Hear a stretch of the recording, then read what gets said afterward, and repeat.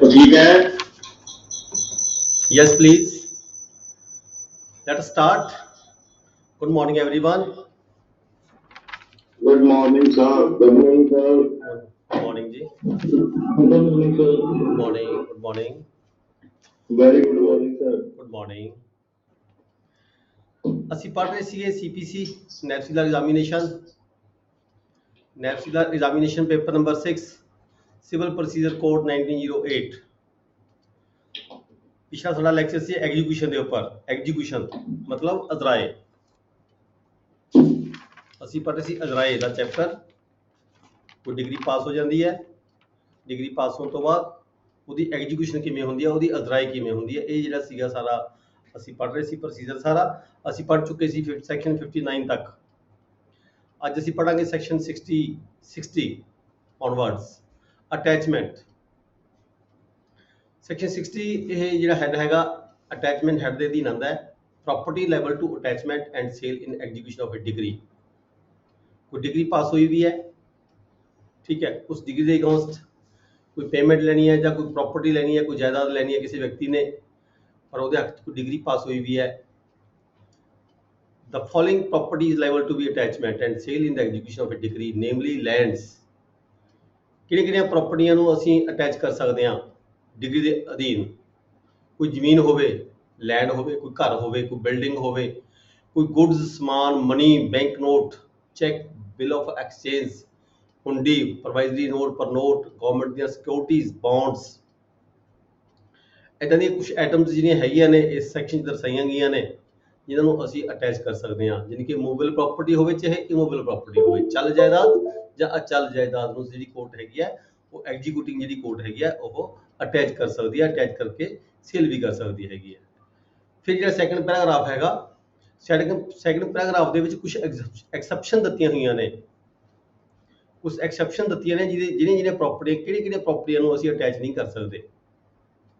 ਠੀਕ ਹੈ, ਇਹਦੇ ਵਿੱਚ ਕੀ ਹੈਗਾ? Shall not be liable to be attachment. ਕੌਣ ਸੀ ਪ੍ਰਾਪਰਟੀ ਹੈਗੀਆਂ? Wearing apparels, cooking vessels. ਜਿਹੜਾ ਜਿਹੜੀ ਹੈਗਾ ਜਜਮੈਂਟ ਡੈਪਟਰ ਹੈਗਾ ਜਿਹਦੇ ਖਿਲਾਫ ਡਿਗਰੀ ਪਾਸ ਹੋਈ ਵੀ ਹੈ, ਉਹਦੇ ਤੇ ਉਹਦੇ ਪਰਿਵਾਰ ਦੇ, ਉਹਦੀ ਵਾਈਫ ਦੇ ਕੋਈ ਕੱਪੜੇ ਪਹਿਨਣਯੋਗ ਕੱਪੜੇ ਜਾਂ ਬਰਤਨ, ਖਾਣਾ ਬਣਾਉਣ ਵਾਲੇ ਬਰਤਨ, ਬੈੱਡ, ਮੰਜਾ, ਬਿਸਤਰਾ ਵਗੈਰਾ ਵਗੈਰਾ, ਠੀਕ ਹੈ ਜੀ। ਜਾਂ ਪਰਸਨਲ ਔਰਨਾਮੈਂਟਸ, ਕੁਝ ਲੇਡੀਜ਼ ਦੇ ਪਰਸਨਲ ਔਰਨਾਮੈਂਟਸ ਹੁੰਦੇ ਆ ਜਿਹਨੂੰ ਸਮਾਜਿਕ ਤੌਰ ਤੇ ਉਹ ਆਪਣੇ ਤੋਂ ਅਲੱਗ ਨਹੀਂ ਕਰ ਸਕਦੀ। ਇੱਦਾਂ ਦੇ ਜਿਹੜੇ ਇਹ ਹੈਗੇ ਨੇ ਇਹ ਚੀਜ਼ਾਂ ਜਿਹੜੀ ਦੀਆਂ, ਕੱਪੜੇ ਪਹਿਨਣ ਵਾਲੇ ਕੱਪੜੇ, ਖਾਣਾ ਬਣਾਉਣੇ ਦਾ ਸਮਾਨ ਤੇ ਮੰਜਾ ਬਿਸਤਰਾ ਵਗੈਰਾ ਵਗੈਰਾ, ਠੀਕ ਹੈ, ਉਹਦਾ ਤੇ ਉਹਦੇ ਪਰਿਵਾਰ ਦਾ ਤੇ ਉਹਦੇ ਬੱਚਿਆਂ ਦਾ ਇਸ ਨੂੰ ਜਿਹੜਾ ਹੈਗਾ ਅਟੈਚਮੈਂਟ ਕਰਕੇ ਨਹੀਂ ਕੀਤਾ ਜਾ ਸਕਦਾ। ਇਹਦੀ ਅਟੈਚਮੈਂਟ ਕਰਕੇ ਇਹਦੀ ਸੇਲ ਨਹੀਂ ਕੀਤੀ ਜਾ ਸਕਦੀ। ਨੈਕਸਟ ਪੁਆਇੰਟ ਹੈਗਾ B part, tools of the ਆਰਟੀਸਨਸ।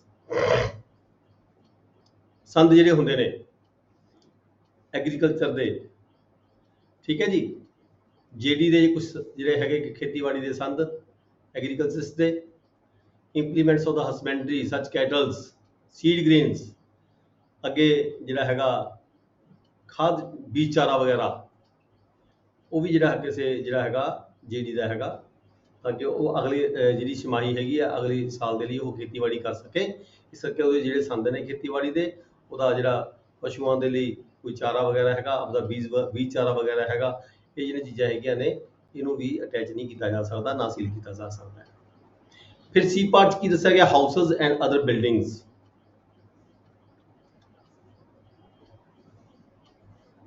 of an agriculturalist or laborers, domestic servant and occupied by the him। ਜਿੱਥੇ ਉਹ ਰਹਿੰਦਾ ਹੋਵੇ ਐਂਡ ਅਦਰ ਬਿਲਡਿੰਗਸ, ਉਹਦੇ ਨਾਲ ਲੱਗਦੀਆਂ ਕੁਝ ਬਿਲਡਿੰਗਾਂ ਹੋਰ ਵੀ ਹੋਣ, ਖੇਤ ਦੇ ਵਿੱਚ ਕੋਈ ਬਿਲਡਿੰਗਾਂ ਪਾਈਆਂ ਹੋਈਆਂ ਹੁੰਦੀਆਂ ਨੇ, ਮੰਨ ਲਓ ਖੇਤ ਦੀ ਅਟੈਚਮੈਂਟ, ਖੇਤ ਦੇ ਕਿਸੇ ਕਿੱਲੇ ਦੀ ਅਟੈਚਮੈਂਟ ਹੋ ਰਹੀ, ਉੱਥੇ ਘਰ ਬਣਾਇਆ ਹੋਇਆ ਹੈਗਾ, ਜਾਂ ਉਹ ਘਰ ਬਣਾ ਕੇ ਸਾਈਡ ਦੇ ਉੱਪਰ ਕੋਈ ਲੇਬਰ ਰਹਿੰਦੀ ਹੈ, ਉਹਦੀ ਡੋਮੈਸਟਿਕ ਸਰਵੈਂਟ ਰਹਿੰਦੇ ਨੇ, ਘਰੇਲੂ ਨੌਕਰ ਰਹਿੰਦੇ ਹੈਗੇ ਆ, ਉਹਨਾਂ ਨੂੰ ਵੀ ਅਟੈਚ ਨਹੀਂ ਕੀਤਾ ਜਾ ਸਕਦਾ। ਇਸ ਲਈ ਕਿ books of the account books ਕੁਛ ਹੁੰਦੀਆਂ ਜਿਹੜੀਆਂ ਕਿਸੇ ਵਿਅਕਤੀ ਦਾ ਹਿਸਾਬ ਕਿਤਾਬ ਦੀਆਂ ਜਿਹੜੀਆਂ ਬੁੱਕਸ ਹੋਣਗੀਆਂ ਉਹਨਾਂ ਨੂੰ ਵੀ ਅਟੈਚ ਨਹੀਂ ਕੀਤਾ ਜਾ ਸਕਦਾ।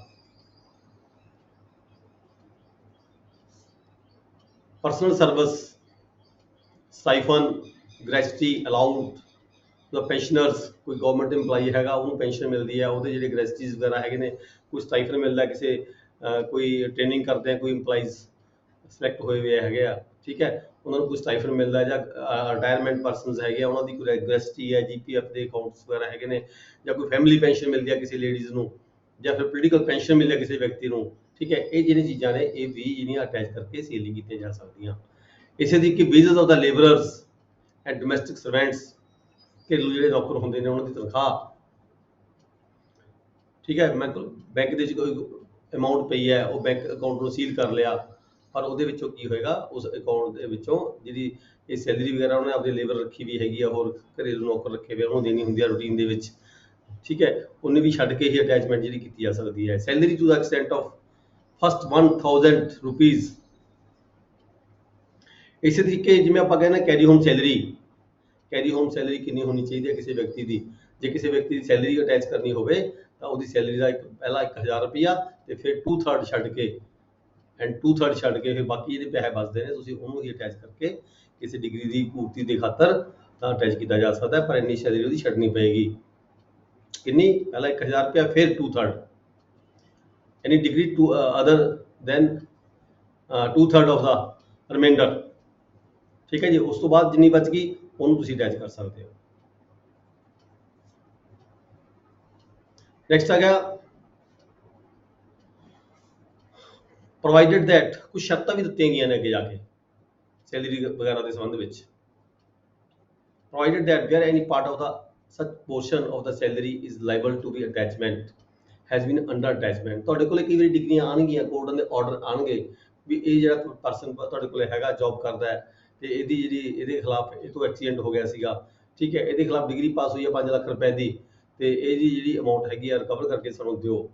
ਤੁਹਾਡੇ ਕੋਲ ਰਾਈਟ ਹੈਗਾ, ਤੁਸੀਂ ਅਟੈਚਮੈਂਟ ਤਾਂ ਬੇਸ਼ੱਕ ਸੈਲਰੀ ਕਰ ਸਕਦੇ ਹੋ, ਪਰ ਤੁਸੀਂ ਇੰਨੀ ਸੈਲਰੀ ਅਟੈਚ ਸਾਰੀ ਨਹੀਂ ਕਰ ਸਕਦੇ ਤੇ ਇਹਦੇ ਵਿੱਚ ਤੁਹਾਨੂੰ ਇਸ ਦੇ ਮੁਤਾਬਕ, ਇਸ ਲਾਅ ਦੇ ਮੁਤਾਬਕ ਤੁਹਾਨੂੰ ਉਹਨੂੰ ਸੈਲਰੀ ਛੱਡ ਕੇ ਬਾਕੀ ਜਿਹੜੀ ਸੈਲਰੀ ਕੋਈ ਬਚਦੀ ਹੈ ਤਾਂ ਉਸ ਨੂੰ ਹੀ ਅਟੈਚ ਕਰਕੇ ਉਹਦੀ ਡਿਡਕਸ਼ਨ ਕਰਕੇ ਤੁਸੀਂ ਸਿਵਲ ਕੋਰਟ ਜਿਹੜੀ ਹੈਗੀ ਹੈ, ਜਿਹੜੀ ਕੋਰਟ ਵੱਲੋਂ ਤੁਹਾਡੇ ਕੋਲ ਕੋਈ ਆਰਡਰ ਆਇਆ ਉਸ ਨੂੰ ਤੁਸੀਂ ਉਹਦਾ ਡਰਾਫਟ ਬਣਾ ਕੇ ਭੇਜ ਸਕਦੇ ਹੋ। whether continuously or intermittently total period of 24 months such portion shall be exempted from the attachment until the expiry of a further period of 12 months। ਕਿਸੇ ਵਿਅਕਤੀ ਜਿਹੜੀ ਸੈਲਰੀ ਹੈਗੀ ਹੈ ਉਹਨੂੰ 24 ਮਹੀਨਿਆਂ ਤੋਂ ਵੱਧ ਜਿਹੜਾ ਹੈਗਾ ਅਟੈਚ ਕਰਕੇ ਨਹੀਂ ਰੱਖਿਆ ਜਾ ਸਕਦਾ। ਜ਼ਿਆਦਾ ਤੋਂ ਜ਼ਿਆਦਾ ਫਿਰ ਜੇ ਕੋਈ ਜ਼ਰੂਰਤ ਪੈਂਦਾ ਕੋਰਟ ਵੱਲੋਂ ਤਾਂ 12 ਮਹੀਨੇ ਦੀ ਫਿਰ ਜਿਹੜੀ ਹੈਗੀ ਅਟੈਚਮੈਂਟ ਵਧਾਈ ਜਾ ਸਕਦੀ ਹੈ। Finally exempt from the attachment in execution of a degree 1/3 of the salary in execution of any degree for the maintenance। ਜੇ ਕੋਈ ਮੇਨਟੇਨੈਂਸ ਦੀ ਡਿਗਰੀ ਆ ਜਾਂਦੀ ਹੈ, ਹਸਬੈਂਡ ਵਾਈਫ ਦਾ ਕੋਈ ਡਿਸਪਿਊਟ ਹੈਗਾ, ਬੱਚਿਆਂ ਦਾ ਕੋਈ ਡਿਸਪਿਊਟ ਹੈ, ਮਦਰ ਪੇਰੈਂਟਸ ਦਾ ਕੋਈ ਡਿਸਪਿਊਟ ਹੈਗਾ, ਮੇਨਟੇਨੈਂਸ ਦੀ ਕੋਈ ਡਿਗਰੀ ਆ ਜਾਂਦੀ ਹੈ, ਤੁਸੀਂ ਮੇਨਟੇਨ ਦਾ ਜਿਹੜਾ ਖਰਚਾ ਹੈਗਾ ਉਹ ਭੇਜਣਾ ਹੈਗਾ, ਕੋਰਟ ਨੇ ਮੰਗਿਆ ਤੁਹਾਡੇ ਤੋਂ ਕਿਸੇ ਵਿਅਕਤੀ ਦਾ, ਠੀਕ ਹੈ, ਵੀ finally exempt from the attachment, ਤਾਂ ਉਹਦੇ ਵਿੱਚ ਕੀ ਕਿਹਾ ਗਿਆ 1/3 of the salary in execution of a degree be for the maintenance 1/3 of the salary in execution of a degree 1/3 ਤੁਸੀਂ ਭੇਜ ਸਕਦੇ ਹੋ ਮੇਨਟੇਨੈਂਸ ਦੀ ਡਿਗਰੀ ਦੇ ਸੰਬੰਧ ਵਿੱਚ। the pay and allowances of the persons to whom Air Force Act, Army Act, Navy Act ਜਿੱਥੇ apply ਹੁੰਦਾ ਹੈਗਾ,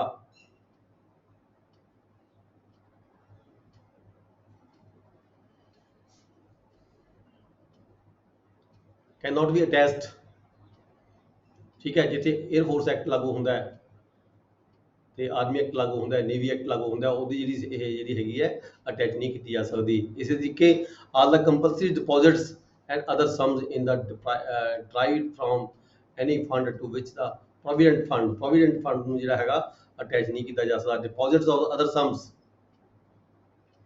ਔਰ deprived from any fund to which the public provident fund, ਆਪਾਂ ਗੱਲ ਕਰ ਚੁੱਕੇ ਹਾਂ ਜੀਪੀਐਫ ਦੀ, ਪੀਪੀਐਫ ਦੀ, ਠੀਕ ਹੈ, ਇਹਨਾਂ ਨੂੰ ਵੀ ਅਟੈਚ ਨਹੀਂ ਕੀਤਾ ਜਾ ਸਕਦਾ। Money payable under policy insurance, ਜੇ ਕੋਈ ਇੰਸ਼ੋਰੈਂਸ ਪਾਲਿਸੀ ਦੇ ਤਹਿਤ ਤੁਹਾਨੂੰ ਕੋਈ ਮਨੀ ਮਿਲੀ ਹੈਗੀ ਹੈ ਉਹਨੂੰ ਵੀ ਜਿਹੜੀ ਜੇਡੀ ਦੀ ਲਾਈਫ ਵਾਸਤੇ ਕੋਈ ਇੰਸ਼ੋਰੈਂਸ ਹੋਇਆ ਹੋਇਆ ਹੈਗਾ, ਠੀਕ ਹੈ, ਉਹਨੂੰ ਵੀ ਅਟੈਚ ਨਹੀਂ ਕੀਤਾ ਜਾ ਸਕਦਾ। ਇੱਦਾਂ ਦੇ ਕੁਛ ਇਹ ਪੁਆਇੰਟਸ ਹੈਗੇ ਨੇ ਜਿਨ੍ਹਾਂ ਨੂੰ ਤੁਸੀਂ ਅਟੈਚ ਨਹੀਂ ਕਰ ਸਕਦੇ। ਅਦਰਵਾਈਜ਼ ਜਿਹੜਾ ਪਹਿਲਾ ਪੈਰਾ ਸੀਗਾ ਉਹ ਦੱਸਿਆ ਗਿਆ ਸੀ ਵੀ ਤੁਸੀਂ ਜਿਹੜੀ ਕਿਹੜੀ ਪ੍ਰੋਪਰਟੀ ਅਟੈਚ ਕਰ ਸਕਦੇ ਹੋ। ਇੰਟਰਸਟ ਲੈਸੀ ਔਰ ਰੈਜ਼ੀਡੈਂਸ਼ੀਅਲ ਬਿਲਡਿੰਗ, ਕੋਈ ਬਿਲਡਿੰਗ ਹੈਗੀ ਕਿਸੇ ਲੈਸੀ ਨੂੰ ਦਿੱਤੀ ਵੀ ਹੈ, ਕਿਰਾਏ ਤੇ ਦਿੱਤੀ ਵੀ ਹੈ, ਉਹਦੇ ਜਿਹੜੇ ਇੰਟਰਸਟ ਨੇ ਉਹਨਾਂ ਇੰਟਰਸਟ ਨੂੰ ਵੀ ਤੁਸੀਂ ਜਿਹੜਾ ਹੈਗਾ ਅਟੈਚ ਨਹੀਂ ਕਰ ਸਕਦੇ। ਇਹ ਤੁਸੀਂ ਪੜ੍ਹ ਕੇ ਗਏ ਹੋਵੋਗੇ ਤੁਹਾਡੇ ਕੋਲੇ ਹੁਣ ਜਦੋਂ ਤੁਸੀਂ ਰੀਸੈਂਟਲੀ ਰਿਫਰੈਸ਼ਰ ਕੋਰਸ ਕੀਤਾ ਹੋਏਗਾ, ਰਿਫਰੈਸ਼ਰ ਕੋਰਸ ਦੇ ਵਿੱਚ ਸਟੈਂਡਿੰਗ ਆਰਡਰ, ਸ਼ਾਇਦ ਸਟੈਂਡਿੰਗ ਆਰਡਰ ਪਤਾ ਨਹੀਂ 1 ਸੀਗਾ ਜਾਂ 7 ਸੀਗਾ, ਉਹਦੇ ਵਿੱਚ ਇਹ ਸਾਰਾ ਕੁਝ ਦਿੱਤਾ ਗਿਆ ਸੀਗਾ ਵੀ ਕਿਹੜੀ ਪ੍ਰੋਪਰਟੀ ਅਟੈਚ ਕੀਤੀ ਜਾ ਸਕਦੀ, ਕਿਹੜੀ ਨਹੀਂ ਕੀਤੀ ਜਾ ਸਕਦੀ। Any allowance forming part of the emoluments of any servant of the government servant ਦੇ ਕੁਝ ਅਮਾਲੂਮੈਂਟ ਅਲਾਉਂਸਸ ਹੁੰਦੇ ਆ ਸੈਲਰੀ ਦੇ ਨਾਲ, ਠੀਕ ਹੈ। ਜਾਂ ਕੋਈ ਸਸਪੈਂਡ ਹੋ ਜਾਂਦਾ EMPLOYE, ਸਸਪੈਂਡ ਹੋਣ ਤੋਂ ਬਾਅਦ ਉਸ ਨੂੰ ਸਸਪੈਂਸ਼ਨ ਤੋਂ ਬਾਅਦ ਉਸ ਨੂੰ ਕੁਝ ਪੇਮੈਂਟ ਮਿਲਦੀ ਹੈ, ਹਾਫ ਸੈਲਰੀ ਮਿਲਦੀ ਹੈ ਜਾਂ 50% ਸੈਲਰੀ ਮਿਲਦੀ ਹੈ ਜਾਂ 75% ਸੈਲਰੀ ਮਿਲਦੀ ਹੈ। ਉਹ ਹੈਗੀ ਹੈ ਗੁਜ਼ਾਰੇ ਭੱਤੇ ਦੇ ਖਾਤਰ। ਗੁਜ਼ਾਰਾ ਭੱਤਾ ਜਿਹੜਾ ਕੋਈ ਮਿਲਦਾ ਕਿਸੇ EMPLOYEਜ਼ ਨੂੰ, ਉਹਨੂੰ ਵੀ ਜਿਹੜੀ ਕੋਈ ਕੋਰਟ ਹੈਗੀ ਹੈ ਕਿਸੇ ਡਿਗਰੀ ਦੇ ਅਧੀਨ ਅਟੈਚਮੈਂਟ ਕਰਕੇ ਨਹੀਂ ਦਿੱਤੀ ਜਾ ਸਕਦੀ, ਅਟੈਚ ਨਹੀਂ ਕੀਤੀ ਜਾ ਸਕਦੀ। ਇਸੇ ਤਰੀਕੇ ਹੈਗਾ ਐਨ ਐਕਸਪੈਕਟੈਂਸੀ ਆਫ ਸਕਸੈਸ਼ਨ ਬਾਈ ਦਾ ਸਰਵਾਈਵਰਸ਼ਿਪ ਔਰ ਅਦਰ ਮੀਅਰ ਕੰਟੀਜੈਂਟ ਔਰ possible right of the interest. ਕਿਸੇ ਵਿਅਕਤੀ ਨੂੰ ਕਿਸੇ ਦੀ ਡੈਥ ਹੋਣ ਤੋਂ ਬਾਅਦ ਕੁਝ ਸਕਸੈਸ਼ਨਸ ਵਿੱਚ ਸਰਵਾਈਵਰਸ਼ਿਪ ਕੁਝ ਇੰਟਰਸਟ ਮਿਲਦੇ ਹੈਗੇ ਆ, ਠੀਕ ਹੈ, ਉਹਨਾਂ ਨੂੰ ਵੀ ਡਿਗਰੀ ਦੇ ਅਧੀਨ ਜਿਹੜਾ ਹੈਗਾ ਅਟੈਚ ਨਹੀਂ ਕੀਤਾ ਜਾ ਸਕਦਾ। ਫਿਊਚਰ ਮੇਨਟੇਨੈਂਸ ਲਈ ਕੁਝ ਪੈਸਾ ਚਾਹੀਦਾ ਹੁੰਦਾ ਹੈਗਾ, ਉਹ ਵੀ ਅਟੈਚ ਨਹੀਂ ਕੀਤਾ ਜਾ ਸਕਦਾ। ਮਤਲਬ ਕਹਿਣ ਦਾ ਭਾਵ ਇਹ ਹੈਗਾ ਜੇ ਕਿਸੇ ਦੀ ਕੋਈ ਪ੍ਰਾਪਰਟੀ ਜਾਂ ਕਿਸੇ ਦੀ ਕੋਈ ਅਮਾਉਂਟ ਕਿਸੇ ਕੋਰਟ ਨੇ ਕਿਸੇ ਡਿਗਰੀ ਦੀ ਪੂਰਤੀ ਦੀ ਖਾਤਰ ਅਟੈਚ ਕਰਨੀ ਹੈਗੀ ਹੈ ਤਾਂ ਇਹ ਕੁਝ ਜਿਹੜੇ ਕਾਲਮ ਹੈਗੇ ਉੱਪਰ ਆਪਾਂ ਪੜ੍ਹ ਕੇ ਚੁੱਕੇ ਹਾਂ, ਤੇ ਇਹ ਜਿਹੜੀ ਅਮਾਉਂਟ ਛੱਡ ਕੇ ਹੀ ਬਾਕੀ ਦੀ ਜਿਹੜੀ ਰਕਮ ਹੈ ਅਟੈਚ ਕਰਕੇ ਉਹ ਡਿਗਰੀ ਦੀ ਪੂਰਤੀ ਦੇ ਲਈ ਕੋਰਟ ਨੂੰ ਭੇਜੀ ਜਾ ਸਕਦੀ ਹੈ। ਬਿਆਦਾ judgment person liable to the land revenue, ਠੀਕ ਹੈ। ਜੇ ਲੈਂਡ ਰੈਵਨਿਊ ਕਿਸੇ ਨੇ ਪੇ ਕਰਨਾ ਹੈਗਾ ਤਾਂ ਲੈਂਡ ਰੈਵਨਿਊ ਪੇ ਕਰਨ ਜੋਗੀ ਜਿਹੜੀ ਅਮਾਉਂਟ ਹੈਗੀ ਹੈ ਉਹ ਵੀ ਜਿਹੜੀ ਹੈਗੀ ਐਗਜ਼ੈਂਪਟਡ ਹੈਗੀ ਹੈ ਅਟੈਚਮੈਂਟ ਤੋਂ।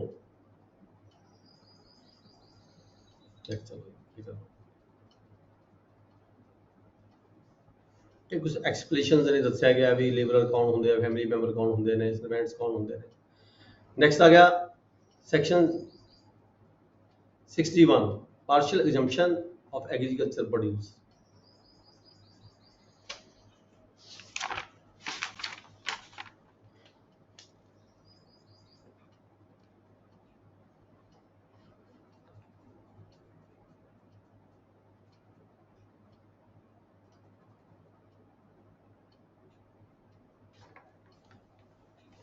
ਸਰਕਾਰ ਬਾਈ ਨੋਟੀਫਿਕੇਸ਼ਨ ਆਰਡਰ ਕਰ ਸਕਦੀ ਹੈ ਵੀ ਕਿੰਨੀ ਜਿਹੜੀ ਹੈਗੀ ਹੈ ਅਮਾਉਂਟ ਛੱਡ ਕੇ ਕਿੰਨਾ ਉਹਦਾ ਜਿਹੜਾ ਪ੍ਰੋਡਿਊਸ ਹੈ, ਕੋਈ ਪੈਦਾਵਾਰ ਹੋਈ ਹੈ। ਮੰਨ ਲਓ ਕਿਸੇ ਦੇ ਖਿਲਾਫ ਕੋਈ ਡਿਗਰੀ ਪਾਸ ਹੋ ਗਈ, ਕਣਕ ਦੀ ਡਿਗਰੀ, ਕਣਕ ਖੜੀ ਫਸਲ ਨੂੰ ਵੇਚ ਕੇ ਜਿਹੜੀ ਹੈਗੀ ਡਿਗਰੀ ਦੀ ਜਿਹੜੀ ਅਮਾਉਂਟ ਦੇਣ ਦੇ ਲਈ ਡਿਗਰੀ ਪਾਸ ਹੋ ਗਈ, ਤਾਂ ਜਿਹੜੀ ਗਵਰਨਮੈਂਟ ਹੈਗੀ ਹੈ ਐਪਰੋਪ੍ਰੀਏਟ ਗਵਰਨਮੈਂਟ, ਉਸ ਸਟੇਟ ਦੀ ਸਰਕਾਰ, ਸਟੇਟ ਗਵਰਨਮੈਂਟ ਆਰਡਰ ਕਰ ਸਕਦੀ ਹੈ, ਗਜ਼ਟ ਨੋਟੀਫਿਕੇਸ਼ਨ ਜਾਰੀ ਕਰ ਸਕਦੀ ਹੈ ਵੀ ਕਿਸੇ ਮਾਲਕ ਦੀ ਜੇਕਰ ਕੋਈ ਇੱਦਾਂ ਦੀ ਫਸਲ ਹੈ ਉਹ ਵੇਚ ਕੇ ਕੋਈ ਡਿਗਰੀ ਦੀ ਪੂਰਤੀ ਕਰਨੀ ਹੋਵੇ ਤਾਂ ਕਿੰਨੀ ਉਹਦੇ ਵਿੱਚੋਂ ਜਿਹੜੀ ਫਸਲ ਹੈ ਛੱਡਣੀ ਪਏਗੀ। ਜਿਵੇਂ ਕਿ ਅਗਲੇ ਸਾਲ ਤੱਕ, ਜਦੋਂ ਤੱਕ ਅਗਲਾ ਸਾਲ ਨਹੀਂ ਆਉਂਦਾ, ਜਦੋਂ ਅਗਲੀ ਫਸਲ ਨਹੀਂ ਆ ਜਾਂਦੀ, ਉਸ ਸਮੇਂ ਤੱਕ ਦੀ ਉਸ ਘਰ ਦੇ ਲਈ ਖਾਣ ਪੀਣ ਦਾ ਖਰਚਾ, ਰੋਟੀ ਪਾਣੀ ਬਣਾਉਣ ਦੇ ਲਈ ਦਾਣਾ, ਠੀਕ ਹੈ, ਡੰਗਰਾਂ ਲਈ ਦਾਣਾ ਜਾਂ ਬੀਜ ਦੇ ਲਈ ਜਿਹੜੀ ਕਣਕ ਕਿੰਨੀ ਚਾਹੀਦੀ ਹੈਗੀ ਇਸ ਨੂੰ, ਇੱਦਾਂ ਦੀ ਕੁਛ ਜਿਹੜੀ ਹੈਗੀ ਹੈ ਫਸਲ ਛੱਡ ਕੇ, ਦਾਣਾ ਛੱਡ ਕੇ ਤੇ ਬਾਕੀ ਦੀ ਜਿਹੜੀ ਉਹ ਹੈਗੀ ਹੈ ਫਸਲ ਹੈਗੀ ਆ ਉਹ ਵੀ ਅਟੈਚ ਕੀਤੀ ਜਾ ਸਕਦੀ ਹੈ। ਇਹ ਸਮੇਂ ਤੇ ਜਿਹੜੀ ਸਟੇਟ ਗਵਰਨਮੈਂਟ ਹੈਗੀ ਹੈ ਰੂਲ ਬਣਾ ਸਕਦੀ ਹੈ, ਗਜ਼ਟ ਨੋਟੀਫਿਕੇਸ਼ਨ ਜਾਰੀ ਕਰ ਸਕਦੀ ਹੈ। ਨੈਕਸਟ ਹੈ section 62 seizure of property in dwelling house. ਰਿਹਾਇਸ਼ੀ ਘਰ ਦੀ ਗੱਲ ਕੀਤੀ ਗਈ ਹੈ। No person executing any process under this code directing or authorizing seizure of the movable property shall enter in dwelling house after sunset and before sunset। ਆਪਾਂ ਪਹਿਲਾਂ ਵੀ ਗੱਲ ਕਰ ਚੁੱਕੇ ਹਾਂ, ਪਹਿਲਾਂ ਵੀ ਇਹ ਆਇਆ ਸੀਗਾ ਵੀ ਸੂਰਜ ਚੜ੍ਹਨ ਤੋਂ ਪਹਿਲਾਂ ਜਾਂ ਸੂਰਜ ਛਿਪਣ ਤੋਂ ਬਾਅਦ ਕਿਸੇ ਵੀ ਰਿਹਾਇਸ਼ੀ ਘਰ ਦੇ ਵਿੱਚ ਕੋਈ ਵੀ ਜਿਹੜਾ ਵਿਅਕਤੀ ਹੈਗਾ ਜਿਹੜਾ ਕੋਰਟ ਦੀ ਡਿਗਰੀ ਨੂੰ ਇਨਫੋਰਸ ਕਰ ਰਿਹਾ ਹੈ, ਇੰਪਲੀਮੈਂਟ ਕਰ ਰਿਹਾ ਹੈ, ਮੂਵਲ ਪ੍ਰੋਪਰਟੀ ਜਿਹਨੂੰ ਚੁੱਕਣੀ ਹੈ ਅੰਦਰੋਂ, authorising seizure of the movable property attach ਕਰਨੀ ਹੈ ਕਿਸੇ ਵਿਅਕਤੀ ਦੀ, ਤਾਂ ਸੂਰਜ ਛਿਪਣ ਤੋਂ ਬਾਅਦ ਜਾਂ ਸੂਰਜ ਚੜ੍ਹਨ ਤੋਂ ਪਹਿਲਾਂ ਉਸ ਘਰ ਦੇ ਵਿੱਚ ਰਿਹਾਇਸ਼ੀ ਘਰ ਦੀ ਗੱਲ ਕੀਤੀ ਗਈ ਹੈ, ਡਵੈਲਿੰਗ ਹਾਊਸ ਦੀ ਗੱਲ ਕੀਤੀ ਗਈ ਹੈ, ਠੀਕ ਹੈ, ਐਂਟਰੀ ਨਹੀਂ ਕੀਤੀ ਜਾ ਸਕਦੀ। ਇਸੇ ਤਰੀਕੇ ਪਾਰਟ 2 ਦੇ ਵਿੱਚ ਸਬ ਸੈਕਸ਼ਨ 2 ਚ ਕਿਹਾ ਗਿਆ ਹੈਗਾ no outer door of a dwelling house shall be broken। ਦੇਖੋ ਜੇ ਕਿਸੇ ਘਰ ਦੇ ਵਿੱਚ ਸਾਂਝਾ ਘਰ ਹੈਗਾ, 3-4 ਘਰ ਅੰਦਰ, ਮੇਨ ਗੇਟ ਇੱਕ ਹੈ, ਅੰਦਰ 3-4 ਘਰ ਹੈਗੇ ਆ, ਠੀਕ ਹੈ, ਤਾਂ ਮੇਨ ਗੇਟ ਨੂੰ ਉਦੋਂ ਤੱਕ ਨਹੀਂ ਤੋੜਿਆ ਜਾ ਸਕਦਾ ਜਦੋਂ ਤੱਕ ਜਿਹੜਾ ਹੈਗਾ ਉਹ ਜਿਹੜਾ ਜਜਮੈਂਟ ਡੈਫਟਰ ਹੈਗਾ ਉਹ ਰਿਫਿਊਜ਼ ਨਾ ਕਰ ਦੇਵੇ ਬਾਹਰ ਆਉਣ ਦੇ ਲਈ, ਠੀਕ ਹੈ। ਜੇਕਰ ਉਹਦਾ ਆਪਦਾ ਘਰ ਹੈਗਾ, ਵੱਖਰਾ ਘਰ, ਇਕੱਲਾ ਸਿੰਗਲ ਘਰ ਹੈਗਾ, ਤਾਂ ਉਹਦੀ ਬ੍ਰੋਕ ਆਊਟ ਕੀਤਾ ਜਾ ਸਕਦਾ ਹੈ ਉਹਦੀ ਜਿਹੜੀ ਡਿਗਰੀ ਹੈਗੀ ਆ ਉਹਨੂੰ ਇੰਪਲੀਮੈਂਟ ਕਰਨ ਖਾਤਰ ਜਾਂ ਉਹਨੂੰ ਰੈਸਟ ਕਰਨ ਦੀ ਖਾਤਰ। ਦੈਨ ਹੈਗਾ ਵੇਅਰ ਏ ਰੂਮ ਇਨ ਏ ਡਿਵੈਲਿੰਗ ਹਾਊਸ, ਵੂਮੈਨ ਦੀ ਗੱਲ ਕੀਤੀ ਗਈ ਹੈ। ਪਹਿਲਾਂ ਵੀ ਇਹ ਆਇਆ ਸੀਗਾ ਕਿਹੜੇ ਸੈਕਸ਼ਨ 'ਚ ਸੀਗਾ ਵੀ ਜੇ ਕੋਈ ਵੂਮੈਨ ਬੈਠੀ ਹੈ ਅੰਦਰ ਘਰ ਦੇ ਕਿਸੇ ਕਮਰੇ ਦੇ ਵਿੱਚ, ਠੀਕ ਹੈ, ਔਰ ਉੱਥੇ ਜਾ ਕੇ ਜਿਹੜਾ ਹੈਗਾ ਉਹ ਜਿਹੜੀ ਹੈਗਾ ਜਿਹੜੀ ਨੂੰ ਰੈਸਟ ਕਰਨਾ ਹੈਗਾ ਕਿਸੇ ਕਾਰਨ, ਉੱਥੇ ਜਾ ਕੇ ਛੁਪ ਗਿਆ ਹੈਗਾ, ਕੋਈ ਪ੍ਰੋਪਰਟੀ ਸੀਜ਼ ਕਰਨੀ ਹੈ ਉੱਥੋਂ, ਠੀਕ ਹੈ, ਤਾਂ ਉਸ ਘਰ ਦੇ ਵਿੱਚ ਜਿਹੜੀ ਸਿੱਧੇ ਤੌਰ ਤੇ ਜਿਹੜੀ ਐਂਟਰੀ ਹੈ ਜਿਹੜਾ ਐਗਜ਼ੀਕਿਊਟਿੰਗ ਆਫੀਸਰ ਹੈ ਡਾਇਰੈਕਟਲੀ ਤੌਰ ਤੇ ਐਂਟਰੀ ਨਹੀਂ ਕਰ ਸਕਦਾ, ਉਹਨੂੰ ਪਹਿਲਾਂ ਨੋਟਿਸ ਦੇਣਾ ਪਏਗਾ, ਉਸ ਵੂਮੈਨ ਨੂੰ ਟਾਈਮ ਦੇਣਾ ਪਏਗਾ ਵੀ ਤੁਸੀਂ ਬਾਹਰ ਆ ਜਾਓ ਤੇ ਅਸੀਂ ਇਦਾਂ ਕਰਕੇ ਇਸ ਘਰ ਦੇ ਵਿੱਚ ਐਂਟਰ ਕਰਨਾ ਹੈਗਾ, ਜਿਹੜੀ for the purpose of seizing the property, ਕੋਈ ਪ੍ਰੋਪਰਟੀ ਸੀਜ਼ ਕਰਨੀ ਹੈ, ਅਸੀਂ ਅਟੈਚ ਕਰਨੀ ਹੈ, ਉਹਦੇ ਲਈ ਅਸੀਂ ਜਿਹੜਾ ਹੈਗਾ ਘਰ 'ਚ ਐਂਟਰੀ ਕਰਨੀ ਹੈ, ਤੁਸੀਂ ਬਾਹਰ ਆਓ, ਉਹਨੂੰ ਪ੍ਰੋਪਰ ਮੌਕਾ ਦੇ ਕੇ ਇਹ ਜਿਹੜਾ ਹੈਗਾ ਐਂਟਰ ਕੀਤਾ ਜਾ ਸਕਦਾ ਹੈ। Next है section 63 property attached in execution of degree of several courts। ਜੇਕਰ ਹੁਣ ਕਈ ਕੋਰਟਾਂ ਨੇ ਡਿਗਰੀਆਂ ਪਾਸ ਕਰਕੇ ਅਲੱਗ-ਅਲੱਗ ਕੋਰਟਾਂ ਨੇ, ਠੀਕ ਹੈ, ਪ੍ਰੋਪਰਟੀ ਕੋਈ ਹੈਗੀ ਹੈ,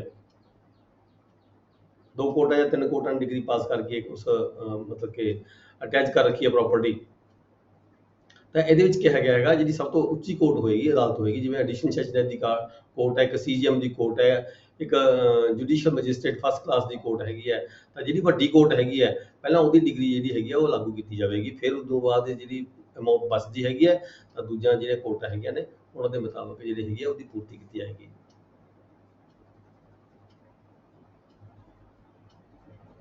ਚਲੋ property attached in execution of a degree of several courts, ठीक है, ये हो गया। नेक्स्ट देन है section 64 private alienation of the property after attachment to be void. ਜਦੋਂ ਪ੍ਰੋਪਰਟੀ ਕੋਈ ਅਟੈਚ ਹੋ ਗਈ, ਕਿਸੇ ਕੋਰਟ ਨੇ ਅਟੈਚ ਕਰ ਲਈ, ਉਸ ਤੋਂ ਬਾਅਦ ਜਿਹੜਾ ਮਾਲਕ ਹੈਗਾ, ਓਨਰ ਹੈਗਾ, ਠੀਕ ਹੈ, ਜਿਹੜੀ ਹੈਗਾ ਜਿਹਨੂੰ ਕਹਿ ਲਈਏ ਆਪਾਂ, ਉਹ ਕੋਈ ਐਗਰੀਮੈਂਟ ਕਰਦਾ ਹੈ ਜਾਂ ਆਪਣੀ ਪ੍ਰੋਪਰਟੀ ਨੂੰ ਕਿਸੇ ਵਿਅਕਤੀ ਨੂੰ ਹੋਰ ਸੇਲ ਕਰ ਦਿੰਦਾ ਹੈ, ਉਹਦੇ ਨਾਲ ਕੋਈ ਐਗਰੀਮੈਂਟ ਕਰ ਲੈਂਦਾ ਜਾਂ ਕੋਈ ਕਿਸੇ ਤਰ੍ਹਾਂ ਦਾ ਸਮਝੌਤਾ ਕਰ ਲੈਂਦਾ, ਬਿਆਨਾ ਕਰ ਲੈਂਦਾ ਹੈ, ਠੀਕ ਹੈ, ਇਦਾਂ ਦੇ ਜਿਹੜੇ ਵੀ ਕੋਈ ਐਗਰੀਮੈਂਟ ਕੀਤਾ ਜਾਏਗਾ ਉਸ ਵਿਅਕਤੀ ਵੱਲੋਂ ਉਹ ਸਾਰੇ ਵੋਇਡ ਹੋਣਗੇ ਇੱਕ ਵਾਰੀ ਜਦੋਂ ਅਟੈਚ ਹੋ ਗਈ। ਅਟੈਚਮੈਂਟ ਹੋਣ ਤੋਂ ਬਾਅਦ ਜੇ ਕੋਈ ਐਗਰੀਮੈਂਟ ਕਰਦਾ ਹੈ ਤਾਂ ਉਹ ਐਗਰੀਮੈਂਟ ਮੰਨਣਯੋਗ ਨਹੀਂ ਹੋਏਗਾ, ਵੋਇਡ ਹੋਏਗਾ। ਨੈਕਸਟ ਆ ਗਿਆ ਜੀ, ਅਗਲਾ ਹੈਡ ਹੈ ਸੇਲ ਦਾ। ਇਸ ਤੋਂ ਪਹਿਲਾਂ ਆਪਾਂ ਅਟੈਚਮੈਂਟ ਦੀ ਗੱਲ ਕਰ ਰਹੇ ਸੀਗੇ, ਕਿਹੜੀਆਂ ਪ੍ਰੋਪਰਟੀ ਅਟੈਚ ਹੋ ਸਕਦੀਆਂ ਨੇ, ਕਿਹੜੀਆਂ ਪ੍ਰੋਪਰਟੀ ਅਟੈਚ ਨਹੀਂ ਹੋ ਸਕਦੀਆਂ, ਅਟੈਚ ਕਰਨ ਵੇਲੇ ਕਿਹੜੀਆਂ ਗੱਲਾਂ ਦਾ ਧਿਆਨ ਰੱਖਣਾ ਚਾਹੀਦਾ ਹੈਗਾ। ਹੁਣ ਆ ਗਈ ਗੱਲ ਸੇਲ ਦੀ। ਨੈਕਸਟ ਹੈਗਾ ਸੇਲ ਦਾ ਸੈਕਸ਼ਨ 65 ਪਰਚੇਜ਼ਰਸ ਟਾਈਟਲ। ਜਿਹੜਾ ਕੋਈ ਪ੍ਰੋਪਰਟੀ ਅਟੈਚਮੈਂਟ ਹੋਣ ਤੋਂ ਬਾਅਦ ਆਕਸ਼ਨ ਹੋ ਗਈ, ਉਹਦੀ ਸੇਲ ਕੀਤੀ ਗਈ, ਠੀਕ ਹੈ, ਤਾਂ ਜਿਹੜਾ ਪਰਚੇਜ਼ਰ ਦਾ ਟਾਈਟਲ ਕਦੋਂ ਸਟਾਰਟ ਹੋਏਗਾ? ਜਦੋਂ ਪ੍ਰੋਪਰਟੀ ਉਹਨੇ, ਦੇਖੋ ਆਪਾਂ ਕਹਿੰਦੇ ਆ ਵੀ ਜਦੋਂ ਪ੍ਰੋਪਰਟੀ ਇੱਕ ਵਾਰੀ ਆਕਸ਼ਨ ਦੇ ਵਿੱਚ ਸੇਲ ਹੋ ਜਾਂਦੀ ਹੈ ਤਾਂ ਉਹ ਜਿਹੜੀ ਸੇਲ ਹੈਗੀ ਆ ਉਹ ਕਮਿਸ਼ਨਰ ਤੋਂ ਜਾ ਕੇ ਕਨਫਰਮ ਹੁੰਦੀ ਹੈ। ਕਮਿਸ਼ਨਰ ਨੂੰ ਲਿਖ ਕੇ ਭੇਜੇਗਾ ਜਿਹੜਾ ਐਗਜ਼ੀਕਿਊਟਿਵ ਆਫੀਸਰ ਜਿਹੜਾ ਵੀ ਹੈਗਾ, ਰੈਵਨਿਊ ਆਫੀਸਰ, ਠੀਕ ਹੈ। ਜਦੋਂ ਪ੍ਰੋਪਰਟੀ ਆਕਸ਼ਨ ਕਰਵਾਤੀ, ਅਟੈਚਮੈਂਟ ਤੋਂ ਬਾਅਦ ਆਕਸ਼ਨ ਕਰਵਾਤੀ, ਆਕਸ਼ਨ ਦੀ ਜਿਹੜੀ ਹੈਗੀ ਆ ਬੋਲੀ ਦੀ ਸਾਰੀ ਜਿਹੜੀ ਕਾਰਵਾਈ ਹੈਗੀ ਆ ਉਹ ਲਿਖ ਕੇ ਭੇਜੇਗਾ ਕਲੈਕਟਰ ਦੇ ਥਰੂ, ਕਮਿਸ਼ਨਰ ਕੋਲੇ ਜਾਏਗੀ। ਕਮਿਸ਼ਨਰ ਕੋਲੇ ਜਾ ਕੇ ਉਹ ਜਿਹੜੀ ਕਨਫਰਮੇਸ਼ਨ ਹੋ ਸਕਦੀ ਹੈ, ਅਮੈਂਡਮੈਂਟ ਵੀ ਹੋ ਸਕਦੀ ਹੈ, ਸੈਟੀਸਫਾਈਡ ਵੀ ਹੋ ਸਕਦੀ ਹੈ, ਠੀਕ ਹੈ। ਇੱਥੇ ਸੈਕਸ਼ਨ 65 'ਚ ਕਿਹਾ ਗਿਆ ਵੀ ਜਿਹੜਾ ਪਰਚੇਜ਼ਰ ਹੈਗਾ ਉਹਦੇ ਰਾਈਟ ਕਦੋਂ ਸ਼ੁਰੂ ਹੋ ਜਾਣਗੇ? ਜਦੋਂ ਪ੍ਰੋਪਰਟੀ ਦੀ ਜਿਹੜੀ ਹੈਗੀ ਸੇਲ ਹੋ ਗਈ ਆਕਸ਼ਨ ਦੇ ਵਿੱਚ, when the property is sold and not from the time of the when the sale becomes absolute। ਇਹ ਨਹੀਂ ਦੇਖਿਆ ਜਾਏਗਾ ਵੀ ਇਹ ਸੇਲ ਕਨਫਰਮ ਕਦੋਂ ਹੁੰਦੀ ਹੈ। ਸੇਲ ਕਨਫਰਮ ਹੋਣ ਤੇ ਮਹੀਨਾ 2 ਮਹੀਨੇ ਵੀ ਲੱਗ ਸਕਦੇ ਨੇ, ਬਟ ਜਿਹੜੇ ਉਹਦੇ ਰਾਈਟਸ ਨੇ ਉਹ ਉਸੇ ਦਿਨ ਸਟਾਰਟ ਹੋ ਜਾਣੇ ਜਦੋਂ ਪ੍ਰੋਪਰਟੀ ਆਕਸ਼ਨ ਦੇ ਵਿੱਚ ਉਹਨੇ ਲੈ ਲਈ, ਆਪਣੀ ਅਮਾਊਂਟ ਉਹਨੇ ਭਰ ਦਿੱਤੀ। Next है section 66 suit against purchaser not maintainable on ground of purchase being on, ये delete हो चुका है पैरा। Next हैगा section 67 power of the state government to make rules as to the sales of the land in execution of decree for the payment of money। money degree की गल की गई है। money degree power of the government to make rules as to sales of land। land की sale करनी है, ਕਾਹਦੇ ਲਈ ਕਰਨੀ ਹੈ? In the execution of decree for the payment of money. ਕਿਸੇ ਵਿਅਕਤੀ ਨੇ ਕਿਸੇ ਤੋਂ ਪੈਸੇ ਲੈਣੇ ਨੇ, ਠੀਕ ਹੈ, ਉਹ ਪੈਸੇ ਲੈਣ ਦੇ ਇਵਜ਼ ਦੇ ਵਿੱਚ ਉਹਦੇ ਪਾਸ ਕੋਈ ਡਿਗਰੀ ਪਾਸ ਹੋਈ ਹੈ, 5 ਲੱਖ ਰੁਪਏ ਦੀ, 10 ਲੱਖ ਰੁਪਏ ਦੀ ਕੋਈ ਡਿਗਰੀ ਪਾਸ ਹੋਈ ਵੀ ਹੈ। ਵਿਅਕਤੀ ਪੇਮੈਂਟ ਦਿੰਦਾ ਨਹੀਂ ਹੈਗਾ, ਜਿਹਦਾ ਉਹ ਪੇਮੈਂਟ ਬੰਦੇ ਨੂੰ ਦੇ ਦੇਵੇ, ਡਿਗਰੀ ਹੋਲਡਰ ਨੂੰ ਪੇਮੈਂਟ ਦੇ ਦਿੰਦਾ ਜੇਡੀ, ਫਿਰ ਤਾਂ ਗੱਲ ਖਤਮ ਹੋ ਜਾਂਦੀ ਹੈ, ਡਿਗਰੀ ਐਗਜ਼ੀਕਿਊਟ ਹੋ ਗਈ। ਬਟ ਜੇਕਰ ਉਹ ਪੇਮੈਂਟ ਅਦਾ ਨਹੀਂ ਕਰਦਾ, ਠੀਕ ਹੈ, ਲਾਰੇ ਲੱਪੇ ਲਗਾਈ ਜਾਂਦਾ ਹੈ, ਤਾਂ ਜਿਹੜਾ ਡਿਗਰੀ ਹੋਲਡਰ ਹੈਗਾ ਉਹਦੇ ਕੋਲ ਰਾਈਟ ਹੈਗਾ ਡਿਗਰੀ ਹੋਣ ਤੋਂ ਬਾਅਦ ਫਿਰ ਉਹ ਐਗਜ਼ੀਕਿਊਸ਼ਨ ਦੇ ਲਈ ਐਪਲੀਕੇਸ਼ਨ ਦਿੰਦਾ ਤੇ ਨਾਲ ਹੀ ਉਹ ਵਿਅਕਤੀ ਦੀ ਕੋਈ ਫਰਦ ਜ਼ਮੀਨ ਦੀ, ਲੈਂਡ ਦੀ ਕੋਈ ਫਰਦ ਨਾਲ ਲਗਾ ਕੇ ਦਿੰਦਾ ਹੈ ਵੀ ਆਹ ਪ੍ਰੋਪਰਟੀ ਹੈਗੀ ਹੈ, ਮੇਰੀ ਜਿਹੜੀ ਰਿਕਵਰੀ ਹੈਗੀ ਹੈ ਇਹ ਅਮਾਉਂਟ ਹੈਗੀ ਹੈ, ਇਸ ਪ੍ਰੋਪਰਟੀ ਦੇ ਅਗੇਂਸਟ ਇਸ ਨੂੰ ਅਟੈਚ ਕਰਕੇ ਸੇਲ ਕਰਕੇ ਮੈਨੂੰ ਦਵਾਈ ਜਾਵੇ। ਠੀਕ ਹੈ, ਇਸੇ ਇਹ ਜਿਹੜੀ ਪ੍ਰੋਪਰਟੀ ਹੈ ਜਿਹੜੀ ਸੇਲ ਕਰਨੀ ਹੈ, ਇਨ ਲਿਓ of the degree the satisfaction, ਜਿਹਦੇ ਵਿੱਚ ਮਨੀ ਡਿਗਰੀ ਹੋਵੇ, ਪੈਸੇ ਦੀ ਲੈਣ ਦੇਣ ਦੀ ਗੱਲ ਹੋਵੇ, ਉੱਥੇ ਸਰਕਾਰ ਵੱਲੋਂ ਕੁਝ ਰੂਲ ਬਣਾਏ ਜਾਂਦੇ ਹੈਗੇ ਆ ਸਮੇਂ-ਸਮੇਂ ਤੇ। The state government may, by notification in the official gazette, make rules for any local area, imposing conditions in respect of the sale of any class of interest in the land in execution of a decree for the payment of money, where such interests are so uncertain or undetermined and ਤਾਂ government ਆਪਦੇ according, area ਦੇ according, ਇਸ area 'ਚ ਕਿਹੜਾ ਲਾਗੂ rule ਬਣਾਉਣਾ, ਕਿਸ area 'ਚ ਪਾਰਟੀਕੂਲਰ ਦੱਸਿਆ ਗਿਆ, ਇਹਦੇ ਵਿੱਚ imposing conditions in respect of the sale for the payment of money, make rules for any local area. किसी भी लोकल एरिया ਦੇ ਲਈ ਕੁਝ ਸਰਕਾਰ ਵੱਲੋਂ ਰੂਲ ਬਣਾਏ ਜਾ ਸਕਦੇ ਨੇ, ਉਹ ਰੂਲਾਂ ਦੇ ਮੁਤਾਬਕ ਜਿਹੜੀ ਹੈਗੀ ਅਗਲੀ ਕਾਰਵਾਈ ਕੀਤੀ ਜਾਂਦੀ ਹੈ।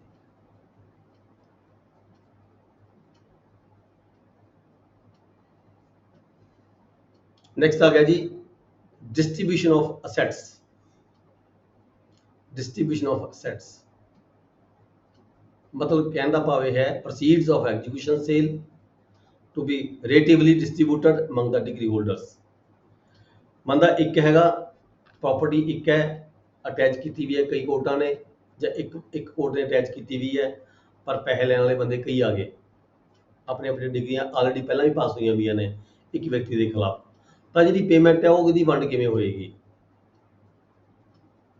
ਪ੍ਰੋਪਰਟੀ ਇੱਕ ਹੈ ਤੇ ਡਿਗਰੀਆਂ 3 ਬੰਦਿਆਂ ਕੋਲ ਜਾਂ 4 ਬੰਦਿਆਂ ਕੋਲ ਹੈਗੀਆਂ ਨੇ, ਪੈਸੇ 3-4 ਬੰਦਿਆਂ ਨੇ ਉਹਦੇ ਤੋਂ ਲੈਣੇ ਨੇ, ਤਾਂ ਉਹਨਾਂ ਬੰਦਿਆਂ ਦੀ ਜਿਹੜੀ ਪ੍ਰੋਪਰਟੀ ਦੀ ਜਿਹੜੀ ਪ੍ਰੋਸੀਡਸ ਹੋਣਗੇ, ਠੀਕ ਹੈ, ਉਹਦੀ ਡਿਸਟ੍ਰੀਬਿਊਸ਼ਨ ਕਿਵੇਂ ਕੀਤੀ ਜਾਵੇਗੀ, ਵੰਡ ਕਿਵੇਂ ਕੀਤੀ ਜਾਵੇਗੀ? Made application to the court. ਮੰਨ ਲਓ ਕੋਈ ਕਿਸੇ ਕੋਰਟ ਨੇ ਕੋਈ ਪ੍ਰੋਪਰਟੀ ਜਿਹੜੀ ਹੈਗੀ ਹੈ ਵੇਅਰ ਅਸੈਟਸ ਆਰ ਹੈਲਡ, ਕੋਈ ਅਸੈਟਸ ਨੇ ਕੋਰਟ ਨੇ ਹੈਲਡ ਲੈ ਲਏ ਕਿਸੇ ਵਿਅਕਤੀ ਦੇ, more persons than one have before the receipt of the assets। ਜੋ ਹੀ ਕੋਰਟ ਨੇ ਇਹ ਜਿਹੜੀ ਪ੍ਰੋਪਰਟੀ ਉਹਦੀ ਲੈਣੀ ਸੀਗੀ, ਤੇ ਨਾਲ ਹੀ ਕੁਝ ਬੰਦਿਆਂ ਨੇ ਆ ਕੇ ਐਪਲੀਕੇਸ਼ਨ ਦਿੱਤੀ ਕੋਰਟ ਦੇ ਵਿੱਚ ਵੀ ਮੇਰੇ ਪਾਸ ਵੀ ਇੰਨੇ ਪੈਸੇ ਦੀ ਡਿਗਰੀ ਹੈ, made application to the court for the execution of a degree for the payment of money pass against the same judgment act. ਵੀ ਇਹੀ ਬੰਦੇ ਦੇ ਖਿਲਾਫ ਮੇਰੇ ਪਾਸ ਵੀ ਡਿਗਰੀ ਲੱਖ ਰੁਪਏ ਦੀ ਹੈਗੀ ਹੈ, ਕੋਈ ਵਿਅਕਤੀ ਅੱਗੇ ਕਹਿੰਦਾ ਮੇਰੇ ਕੋਲ 2 ਲੱਖ ਰੁਪਏ ਦੀ ਡਿਗਰੀ ਹੈਗੀ ਹੈ, ਉਹ ਕੋਰਟ ਦੇ ਵਿੱਚ ਐਪਲੀਕੇਸ਼ਨ ਦਿੰਦੇ ਨੇ ਜਿਹੜੀ ਕੋਰਟ ਨੇ ਉਹਦੀ ਸੇਲ ਕਰਨੀ ਹੈਗੀ ਹੈ ਪ੍ਰੋਪਰਟੀ। ਠੀਕ ਹੈ, ਫਿਰ ਕੀ ਕਿਹਾ ਗਿਆ? the assets after deducting the cost of the realization। ਤਾਂ ਫਿਰ ਕੀ ਹੋਇਆ, ਜਿਹੜੀ ਇਹ ਪ੍ਰੋਪਰਟੀ ਤੋਂ ਜਿਹੜੀ ਕੋਈ ਪੈਦਾਵਾਰ ਹੋਈ, ਮਤਲਬ ਸੇਲ ਕੇ ਜਿੰਨੀ ਮਨੀ ਪ੍ਰਾਪਤ ਹੋਈ, ਮੰਨ ਲਓ ਸੇਲ ਕਰਕੇ ਕੁਝ ਪੈਸਾ ਮਿਲ ਜਾਂਦਾ ਕੋਰਟ ਨੂੰ ਪ੍ਰੋਪਰਟੀ ਵੇਚ ਕੇ, ਫਿਰ ਕੀ ਹੋਏਗਾ? ਉਹਦੇ ਤੇ ਜਿਹੜੀ ਕਾਸਟ ਆਈ ਹੈ ਸੇਲ ਕਰਨ ਤੇ, ਉਹ ਕਾਸਟ ਕੱਢ ਕੇ, ਖਰਚਾ ਕੱਢ ਕੇ ਸੇਲ ਵਗੈਰਾ ਕਰਨ ਦਾ, ਠੀਕ ਹੈ, ਤਾਂ shall be rateably distributed among all such persons. ਜਿੰਨੇ ਵੀ ਵਿਅਕਤੀ ਉਹ ਹੈਗੇ ਆ ਉਹਨਾਂ ਦੇ ਵਿੱਚ ਰੇਟਿਵਲੀ ਪ੍ਰਪੋਰਸ਼ਨਲੀ ਤਰੀਕੇ ਦੇ ਨਾਲ ਫਿਰ ਉਹ ਜਿਹੜੀ ਹੈਗੀ ਹੈ ਵੰਡ ਕਰ ਦਿੱਤੀ ਜਾਵੇਗੀ ਅਮਾਉਂਟ, ਪ੍ਰੋਵਾਈਡਡ ਐਟ ਫਾਲੋਜ਼। ਕੁਝ ਸ਼ਰਤਾਂ ਦਿੱਤੀਆਂ ਗਈਆਂ ਨੇ ਇਹਦੇ ਵਿੱਚ, ਫਿਰ ਪ੍ਰੋਵੀਜ਼ਨ ਦਿੱਤੀਆਂ ਗਈਆਂ ਨੇ। ਅਮਾਉਂਟ ਤਾਂ ਵੰਡ ਕਰ ਦੇਣੀ ਹੈ, ਰਿਟੇਲ ਵੀ ਕਰ ਦੇਣੀ ਹੈ, ਠੀਕ ਹੈ। ਕਿਸੇ ਬੰਦੇ ਨੇ 5 ਲੱਖ ਰੁਪਏ ਲੈਣਾ ਹੈ, ਉਹਨੂੰ ਕਿੰਨੇ ਪੈਸੇ ਮਿਲਣਗੇ? ਕਿਸੇ ਨੇ 4 ਲੱਖ ਲੈਣਾ, ਉਹਨੂੰ ਕਿੰਨੇ ਪੈਸੇ ਮਿਲਣਗੇ? ਠੀਕ ਹੈ, ਅਮਾਉਂਟ ਸਾਰੀ 4 ਲੱਖ ਰੁਪਏ ਹੈਗੀ ਹੈ, 5 ਲੱਖ ਰੁਪਏ ਹੈਗੀ ਹੈ।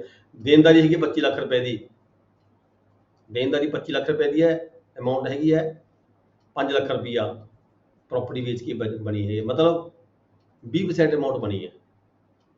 ਠੀਕ ਹੈ, ਇਹਦਾ ਮਤਲਬ ਕੀ ਹੋਏਗਾ? ਜਿੰਨੇ ਪੈਸੇ ਕਿਸੇ ਲੈਣੇ ਨੇ ਉਹਦਾ 20% ਉਹਨੂੰ ਦਿੱਤਾ ਜਾਵੇਗਾ। 5 ਲੱਖ ਰੁਪਏ ਨੂੰ 1 ਲੱਖ ਰੁਪਏ ਦਿੱਤਾ ਜਾਵੇਗਾ, ਠੀਕ ਹੈ ਜੀ। 10 ਲੱਖ ਰੁਪਏ ਵਾਲੇ ਨੂੰ 2 ਲੱਖ ਰੁਪਏ ਦਿੱਤਾ ਜਾਵੇਗਾ। ਇਹ ਹੈਗਾ ਰੇਟਿਵਲੀ distributed among all such persons. ਪਰ ਇਹਦੇ ਤੇ ਕੁਝ ਸ਼ਰਤਾਂ ਹੈਗੀਆਂ ਨੇ। ਮੇ ਵੀ ਉਹ ਪ੍ਰੋਪਰਟੀ ਗਹਿਣੇ ਪਈ ਹੋਵੇ, ਪਹਿਲਾਂ ਆਪਾਂ ਉਹਨੂੰ ਸੇਲ ਕਰ ਦਿੱਤਾ, ਗਹਿਣੇ ਪਈ ਹੋਵੇ, ਫਿਰ ਕੀ ਹੋਏਗਾ? Sale with mortgage. ਜੇ ਜਿਹੜੀ ਸੇਲ ਹੈਗੀ ਕਰ ਦਿੱਤੀ, ਵੀ ਇਹ ਕਿਹਾ ਜਾਏਗਾ ਕੋਰਟ ਵੱਲੋਂ ਵੀ ਇਹ ਸੇਲ ਨਾਲ ਮੌਰਗੇਜ ਇੱਦਾਂ ਖੜੀ ਰਹੇਗੀ, ਮੌਰਗੇਜ ਇੱਦਾਂ ਖੜੀ ਰਹੇਗੀ। ਬੰਦੇ ਨੇ ਜਿਹੜਾ ਮੌਰਗੇਜ ਹੀ ਉਹਨੂੰ ਵੀ ਤਾਂ ਪੈਸੇ ਲੈਣੇ ਨੇ, ਉਹਨੂੰ ਵੀ ਆਪਾਂ ਇਗਨੋਰ ਨਹੀਂ ਕਰ ਸਕਦੇ। ਜੇ ਪ੍ਰੋਪਰਟੀ ਸੇਲ ਕਿਸੇ ਨੂੰ ਬੰਦੇ ਨੂੰ ਦੇ ਦਿੱਤੀ, ਤੇ ਫਿਰ ਜੇ ਮੌਰਗੇਜ ਨੇ ਲੱਖ ਰੁਪਇਆ ਮੌਰਗੇਜ ਨੇ ਲੈਣਾ ਹੈ, ਤਾਂ ਉਹਦਾ ਵੀ ਤਾਂ ਧਿਆਨ ਰੱਖਿਆ ਜਾਏਗਾ ਵੀ ਉਹਨੂੰ ਪੈਸੇ ਕੌਣ ਦੇਵੇਗਾ।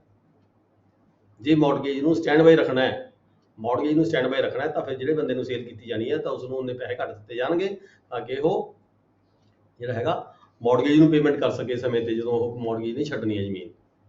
ठीक है।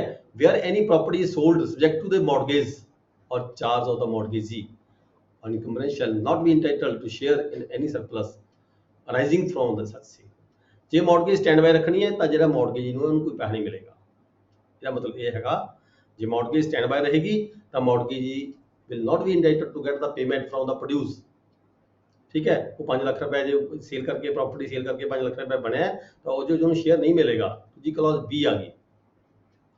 B ਕਲੌਜ਼ ਦੇ ਵਿੱਚ ਜੇ ਉਹ ਮੌਰਗੇਜ ਨੂੰ ਖਤਮ ਕਰਨਾ ਹੈ ਇਸੇ ਸਟੇਜ ਤੇ ਵੀ no there will be no mortgage, ਜਿਹੜੀ ਪ੍ਰੋਪਰਟੀ ਆ ਉਹ ਫ੍ਰੀ ਫਰੋਮ ਇਨ ਆਲ ਦਾ ਇਨਕੰਬਰੈਂਸਸ ਹੋਏਗੀ, ਜਿਹੜਾ ਬੰਦਾ ਖਰੀਦੇਗਾ ਉਹਦੇ ਕੋਲੇ ਭਾਰ ਮੁਕਤ ਪ੍ਰੋਪਰਟੀ ਜਾਵੇਗੀ। ਤਾਂ ਫਿਰ ਕੀ ਹੋਏਗਾ, ਜਿਹੜਾ ਮੌਰਗੇਜੀ ਨੇ ਪੈਸੇ ਲੈਣੇ ਆ ਤਾਂ ਉਹ ਮੌਰਗੇਜੀ ਨੂੰ ਵੀ ਪੈਸਾ ਉਹਦੇ ਹਿੱਸੇ ਮੁਤਾਬਕ ਦਿੱਤਾ ਜਾਵੇਗਾ।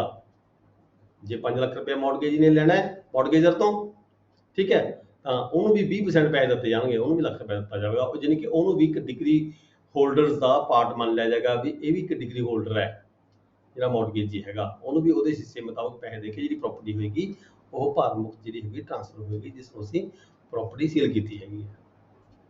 ਠੀਕ ਹੈ ਜੀ।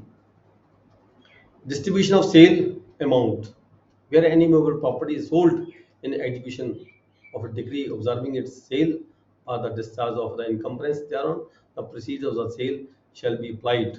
First, ਪਹਿਲਾ ਕੀ ਹੋਏਗਾ, ਜਿਵੇਂ ਪ੍ਰੋਪਰਟੀ ਵੇਚੀ 5.5 ਲੱਖ ਰੁਪਏ ਦੀ ਤਾਂ ਪਹਿਲਾਂ ਤੋਂ ਕੀ ਨਿਕਲੇਗਾ, ਖਰਚੇ ਐਕਸਪੈਂਸਿਸ ਆਫ ਦਾ ਸੇਲ, ਮੌਕੇ ਤੇ ਇੰਤਜ਼ਾਮ ਕਰਨ ਦੇ ਖਰਚੇ, ਟਰੈਵਲਿੰਗ ਅਲਾਉਂਸ ਵਗੈਰਾ ਵਗੈਰਾ ਜਿਹੜੇ ਅਫਸਰਾਂ ਨੇ ਜਾ ਕੇ ਉੱਥੇ ਸੇਲ ਕੀਤੀ, ਠੀਕ ਹੈ, ਉਹ ਪਹਿਲੇ ਖਰਚੇ ਕੱਢੇ ਜਾਣਗੇ।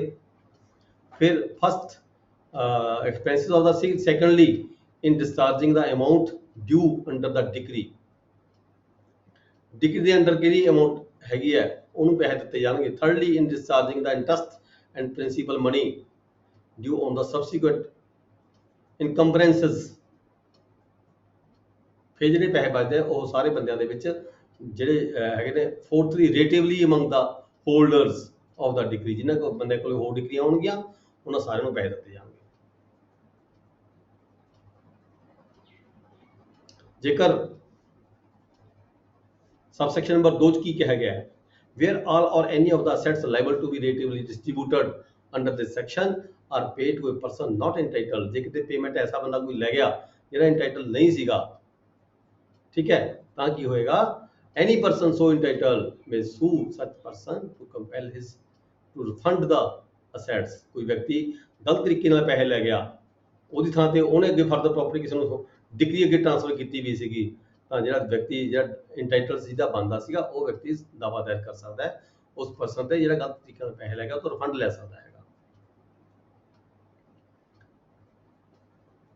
ਸਰ ਇਹ ਅਲੱਗ-ਅਲੱਗ ਡਿਗਰੀਜ਼ ਜਿਹੜੀਆਂ ਹੈਗੀਆਂ ਆ ਗਈਆਂ ਮੌਕੇ ਤੇ ਜਿਹੜਾ ਹੈਗਾ ਐਗਜ਼ੀਕਿਊਟਿੰਗ ਅਫੀਸਰ ਨੂੰ ਦੇ ਪੇਸ਼ ਹੋ ਗਈਆਂ, ਕਿਆ ਉਹ ਕੋਰਟ ਇਹ ਐਗਜ਼ੀਕਿਊਟਿੰਗ ਕਰਨਗੇ ਜਾਂ ਇਹ ਕੋਰਟ 'ਚ ਪੇਸ਼ ਹੋਣਗੀਆਂ, ਜਿਹੜਾ ਐਗਜ਼ੀਕਿਊਟਿੰਗ ਆਫੀਸਰ ਹੈ ਉਹਦੇ ਪੇਸ਼ ਨਹੀਂ ਹੋਣਗੀਆਂ। ਐਗਜ਼ੀਕਿਊਟਿੰਗ ਆਫੀਸਰ ਨੇ ਤਾਂ ਪ੍ਰੋਪਰਟੀ ਸੀਲ ਕਰਕੇ ਪੈਸੇ ਕੋਰਟ ਨੂੰ ਭੇਜ ਦੇਣੇ ਨੇ, ਅੱਗੇ ਕੋਰਟ ਨੇ ਦੇਖਣਾ ਹੈ ਵੀ ਕਿਹੜੇ ਬੰਦੇ ਨੂੰ ਕਿੰਨੇ ਪੈਸੇ ਦੇਣੇ, ਕਿਹੜੇ ਨੂੰ ਕਿੰਨੇ ਪੈਸੇ ਦੇਣੇ, ਕਿਹੜੇ ਨੂੰ ਕਿੰਨੇ ਪੈਸੇ ਦੇਣੇ। It is the duty of the court, not the revenue officer who executing the sale। ਠੀਕ ਹੈ, ਇਹ ਉਹਨੇ ਨਹੀਂ ਦੇਖਣਾ ਹੈਗਾ, ਉਹਨੇ ਸਾਰੀ ਅਮਾਉਂਟ ਭੇਜ ਦੇਣੀ ਹੈ, ਜੋ ਖਰਚਾ ਵਗੈਰਾ ਹੈਗਾ ਉਹ ਦੱਸ ਦੇਣਾ ਵੀ ਆਹ ਖਰਚਾ ਹੈਗਾ ਇਹਦੇ ਤੇ ਪਿਆ। ਅੱਗੇ ਫਿਰ ਕੋਰਟ ਨੇ ਦੇਖਣਾ ਵੀ ਕਿਸ ਨੂੰ ਕਿੰਨੀ ਕਿੰਨੀ ਅਮਾਉਂਟ ਦੇਣੀ ਹੈਗੀ। ਰੇਟਿਵਲੀ ਕਿਹਾ ਗਿਆ ਹੈ ਆਮ ਤੌਰ ਤੇ ਤਾਂ ਵੀ ਪਹਿਲਾਂ ਡਿਗਰੀ ਦੀ ਅਮਾਉਂਟ ਕੱਢ ਲੈਣੀ ਉਹਦੇ ਵਿੱਚੋਂ, ਠੀਕ, ਖਰਚੇ ਕੱਢਦੇ ਨੇ, ਫਿਰ ਡਿਗਰੀ ਦੀ ਅਮਾਉਂਟ ਕੱਢ ਲੈਣੀ ਹੈ, ਫਿਰ ਜਿਹੜੇ ਪੈਸੇ ਬਚਦੇ ਆ ਉਹ ਸਾਰੇ ਜਿੰਨੇ ਬੰਦਿਆਂ ਨੇ ਉਦੋਂ ਪੈਸੇ ਲੈਣੇ ਆ, ਮਨੀ ਡਿਗਰੀਆਂ ਜਿਹਨਾਂ ਕੋਲ ਹੈਗੀਆਂ ਨੇ ਤਾਂ ਉਹਨਾਂ ਨੂੰ ਪੈਸੇ ਜਿਹੜਾ ਰੇਟਿਵਲੀ ਪ੍ਰਪੋਰਸ਼ਨਲੀ, ਜਿਹਨੂੰ ਆਪਾਂ ਕਹਿ ਲਈਏ ਰੇਟਿਵਲੀ ਜਾਂ ਪ੍ਰਪੋਰਸ਼ਨਲੀ ਇੱਕੋ ਗੱਲ ਹੈਗੀ ਹੈ, ਠੀਕ ਹੈ, ਉਹਨਾਂ 'ਚ ਬੰਦ ਕਰ ਦੇਣੀ ਹੈਗੀ ਹੈ। ਨੈਕਸਟ ਹੈਗਾ ਅਗਲਾ ਹੈਡ ਹੈਗਾ ਰਜਿਸਟੈਂਸ ਟੂ ਐਗਜ਼ੀਕਿਊਸ਼ਨ।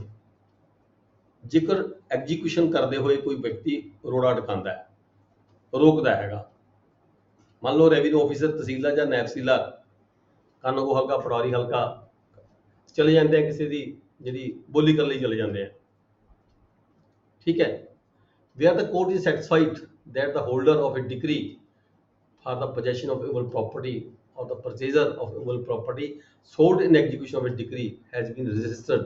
ਮੰਨ ਲਓ ਪ੍ਰੋਪਰਟੀ ਸੇਲ ਕਰ ਦਿੱਤੀ, ਜਿਹੜਾ ਪਰਚੇਜ਼ਰ ਹੈਗਾ ਉਸ ਪਰਚੇਜ਼ਰ ਨੂੰ ਕੋਈ ਰੋਕਦਾ ਮੌਕੇ ਤੇ ਕਬਜ਼ੇ ਦੀ ਕਾਰਵਾਈ ਵੇਲੇ, ਉਹਨੂੰ ਕਬਜ਼ਾ ਲੈਣ ਤੋਂ ਹਟਾਉਂਦਾ ਹੈਗਾ, ਰਜਿਸਟਰਡ ਔਰ obstructed in the obtaining the possession। ਕਬਜ਼ਾ ਲੈਣ ਤੋਂ ਰੋਕਦਾ ਹੈਗਾ ਉਸ ਪ੍ਰਾਪਰਟੀ ਦਾ ਕੋਈ ਵਿਅਕਤੀ ਕੌਣ ਹੈ? ਜਜਮੈਂਟ ਜੇਡੀ ਹੋ ਸਕਦਾ ਹੈ ਜਾਂ ਜੇਡੀ ਦੇ ਕੋਈ ਬੰਦੇ ਹੋ ਸਕਦੇ ਨੇ ਔਨ ਹਿਸ ਬਿਹਾਫ। ਠੀਕ ਹੈ, that such resistance or obstruction was without any just cause, ਕਿਸੇ ਬਗੈਰ ਕਿਸੇ ਰੀਜ਼ਨ ਤੋਂ। ਜਿੱਦਾਂ ਉਹਨਾਂ ਕੋਲ ਕੋਈ ਸਟੇ ਵਗੈਰਾ ਹੈਗੀ ਹੈ, ਗੱਲ ਵੱਖਰੀ ਹੈ, ਬਗੈਰ ਕਿਸੇ ਰੀਜ਼ਨ ਤੋਂ ਉਹਨੂੰ ਰੋਕਦੇ ਨੇ, ਕਬਜ਼ਾ ਲੈਣ ਤੋਂ ਰੋਕਦੇ ਨੇ ਹੈਗੇ। ਤਾਂ court may at the instance of the decree holder, ਜਦੋਂ ਡਿਕਰੀ ਹੋਲਡਰ ਜਾਂ ਪਰਚੇਜ਼ਰ ਜਾ ਕੇ ਉੱਥੇ ਕੋਰਟ ਨੂੰ ਜਾ ਕੇ ਰਿਕੁਐਸਟ ਕਰੇਗਾ, ਇਨਫੋਰਮੇਸ਼ਨ ਦੇਵੇਗਾ ਵੀ ਇਦਾਂ ਕਰਕੇ ਮੈਨੂੰ ਜਿਹੜਾ ਜੇਡੀ ਹੈਗਾ ਉਹ ਜਿਹੜਾ ਕਬਜ਼ਾ ਲੈਣ ਤੋਂ ਰੋਕ ਰਿਹਾ ਹੈਗਾ, ਤਾਂ ਅਦਰ ਪਰਸਨ ਸਿਵਲ ਪ੍ਰਿਜ਼ਨ ਦੇ ਵਿੱਚ ਜਿਹੜੀ ਕੋਰਟ ਹੈਗੀ ਉਸ ਨੂੰ ਭੇਜ ਸਕਦੇ, ਜੇਲ੍ਹ 'ਚ ਭੇਜ ਸਕਦੇ 30 ਦਿਨਾਂ ਦੇ ਵਾਸਤੇ ਉਸ ਵਿਅਕਤੀ ਨੂੰ ਜਿਹੜਾ ਉਸ ਨੂੰ ਰੋਕਦਾ ਹੈ, ਜਾਂ ਉਹਦੇ ਬਿਹਾਫ ਤੇ ਕੋਈ ਵੀ ਵਿਅਕਤੀ ਜਿਹੜਾ ਉਹਨੂੰ ਰੋਕਦਾ ਹੈਗਾ ਉਸ ਨੂੰ 30 ਦਿਨ ਦੇ ਲਈ ਜਿਹੜੀ ਕੋਰਟ ਹੈਗੀ, ਕੋਰਟ ਕੋਲ ਅਧਿਕਾਰ ਹੈਗਾ 30 ਦਿਨ ਦੇ ਲਈ ਜੇਲ੍ਹ 'ਚ ਭੇਜਿਆ ਜਾ ਸਕਦਾ ਹੈ। ਨੈਕਸਟ ਹੈਗਾ ਅਗਲਾ ਪਾਰਟ ਨੰਬਰ 3, ਇਨਸੀਡੈਂਟਲ ਪ੍ਰੋਸੀਡਿੰਗਸ। ਇਨਸੀਡੈਂਟਲ ਪ੍ਰੋਸੀਡਿੰਗਸ ਮਤਲਬ ਕਮਿਸ਼ਨਸ ਕੀ ਹੁੰਦੇ ਨੇ? ਕਮਿਸ਼ਨਸ ਉਹ ਹੁੰਦੇ ਨੇ ਜਦੋਂ ਕੋਰਟ ਜਿਹੜੀ ਹੈਗੀ ਹੈ ਖੁਦ ਕਿਤੇ ਚੱਲ ਕੇ ਨਹੀਂ ਜਾ ਸਕਦੀ ਹੁੰਦੀ। ਠੀਕ ਹੈ, ਕੋਰਟ ਵੱਲੋਂ ਕਮਿਸ਼ਨਸ ਨਿਯੁਕਤ ਕਰ ਦਿੱਤੇ ਜਾਂਦੇ ਆ। ਕਮਿਸ਼ਨਸ ਕੌਣ ਹੋ ਸਕਦੇ ਨੇ? ਕਮਿਸ਼ਨਸ ਕੋਈ ਤਹਿਸੀਲਦਾਰ ਵੀ ਹੋ ਸਕਦਾ ਹੈ, ਤਹਿਸੀਲਦਾਰ ਵੀ ਹੋ ਸਕਦਾ ਹੈ, ਕਾਨੂੰਗੋ ਹਲਕਾ, ਪਟਵਾਰੀ ਹਲਕਾ ਵੀ ਹੋ ਸਕਦਾ ਹੈ, ਤਾਂ ਕੋਈ ਵਕੀਲ ਵੀ ਹੋ ਸਕਦਾ ਹੈ, ਜਾਂ ਕੋਈ ਕਿਸੇ ਡਿਪਾਰਟਮੈਂਟ ਦਾ, ਜਿਸ ਡਿਪਾਰਟਮੈਂਟ ਦੇ ਨਾਲ ਸੰਬੰਧਿਤ ਕੇਸ ਹੋਵੇ। ਮੰਨ ਲਓ ਕੋਈ ਸੇਲ ਟੈਕਸ ਦਾ ਕੇਸ ਹੈਗਾ ਤਾਂ ਸੇਲ ਟੈਕਸ ਦਾ ਕੋਈ ਆਫੀਸਰ ਹੋ ਸਕਦਾ ਹੈ, ਇੰਸਪੈਕਟਰ ਹੋ ਸਕਦਾ ਹੈ, ਐਕਸਾਈਜ਼ ਜੇ ਕੋਈ ਐਕਸਾਈਜ਼ ਦਾ ਕੇਸ ਹੋਵੇ। ਇੱਦਾਂ ਕੰਸਰਨ ਡਿਪਾਰਟਮੈਂਟ ਦੇ ਵਿੱਚ ਜਿਹੜੀ ਕੋਰਟ ਹੈਗੀ ਹੈ ਉਹਨੇ ਕੋਈ ਐਗਜ਼ਾਮਿਨ ਕਰਨਾ, ਕੋਈ ਚੀਜ਼ ਦੇਖਣੀ ਹੈ, ਕੋਈ ਮੌਕਾ ਦੇਖਣਾ, ਕੋਈ ਰਿਪੋਰਟ ਲੈਣੀ ਹੈ, ਮੌਕੇ ਦੀ ਜਾ ਕੇ ਕੋਈ ਰਿਪੋਰਟ ਦੇਖਣੀ ਹੈ, ਕੋਈ ਪ੍ਰੋਪਰਟੀ ਐਗਜ਼ਾਮਿਨ ਕਰਨੀ ਹੈ, ਕੋਈ ਵਸਤੂਆਂ ਇਕੱਠੀਆਂ ਕੀਤੀਆਂ ਪਈਆਂ ਨੇ, ਕਿਤੇ ਸਟੋਰ ਕੀਤੀਆਂ ਪਈਆਂ ਨੇ, ਕੋਈ ਪ੍ਰੋਪਰਟੀ ਸਟੋਰ ਕੀਤੀ ਵੀ ਹੈ। ਠੀਕ ਹੈ, ਉਹਦੇ ਸੰਬੰਧ ਵਿੱਚ ਜਿਹੜੀ ਕੋਰਟ ਹੈ, ਕੋਰਟ ਕੋਲੇ ਪਾਵਰ ਹੈਗੀ ਹੈ ਕਮਿਸ਼ਨ ਨਿਯੁਕਤ ਕਰਨ ਦੀ। ਸੈਕਸ਼ਨ 75 ਕੀ ਕਹਿੰਦਾ? Power of the court to issue commissions. The court may issue a commission ਕਾਹਦੇ ਲਈ? examine any person, ਕਿਸੇ ਵਿਅਕਤੀ ਨੂੰ ਵੀ ਐਗਜ਼ਾਮਿਨ ਕਰਨਾ ਹੈ, ਉਹਦੀ ਸਟੇਟਮੈਂਟ ਲੈਣੀ ਹੈ, ਉਹਦੀ ਰਿਕਾਰਡਿੰਗ ਕਰਨੀ ਹੈ। ਠੀਕ ਹੈ, ਉਹਦੇ ਬਿਆਨ ਲੈਣੇ ਨੇ, ਤਾਂ ਕੋਰਟ ਕਿਸੇ ਵਿਅਕਤੀ ਨੂੰ ਕਮਿਸ਼ਨ ਨਿਯੁਕਤ ਕਰ ਸਕਦੀ ਹੈ। ਕਿਹਨੂੰ ਕਰ ਸਕਦੀ ਹੈ? ਆਪਾਂ ਪਹਿਲਾਂ ਗੱਲ ਕਰ ਚੁੱਕੇ ਹਾਂ। ਠੀਕ ਹੈ, to make a local investigation, ਕੋਈ ਇਨਵੈਸਟੀਗੇਸ਼ਨ ਕਰਨੀ ਹੈ ਲੋਕਲ ਤੌਰ ਤੇ, ਕੋਈ ਪੜਤਾਲ ਕਰਨੀ ਕਿਸੇ ਗੱਲ ਦੀ। ਠੀਕ ਹੈ, ਜਾਂ ਟੂ ਐਗਜ਼ਾਮਿਨ ਔਰ ਐਡਜਸਟ ਦਾ ਅਕਾਊਂਟਸ, ਕਿਸੇ ਫਰਮ ਦੇ, ਕਿਸੇ ਕੰਪਨੀ ਦੇ ਕਿਸੇ ਅਕਾਊਂਟਸ ਚੈੱਕ ਕਰਨੇ ਆ, ਕਿਸੇ ਅਕਾਊਂਟਸ ਅਫਸਰ ਨੂੰ ਭੇਜਿਆ ਜਾ ਸਕਦਾ ਹੈ। ਟੂ ਮੇਕ ਅ ਪਾਰਟੀਸ਼ਨ, ਕੋਈ ਜ਼ਮੀਨ ਦੀ ਵੰਡ ਕਰਨੀ ਹੈ, ਇਹਦੇ ਸੰਬੰਧ ਵਿੱਚ ਕਿਸੇ ਰੈਵਨਿਊ ਆਫਿਸਰ ਨੂੰ ਭੇਜਿਆ ਜਾ ਸਕਦਾ ਹੈ ਕਮਿਸ਼ਨ ਨਿਯੁਕਤ ਕਰਕੇ।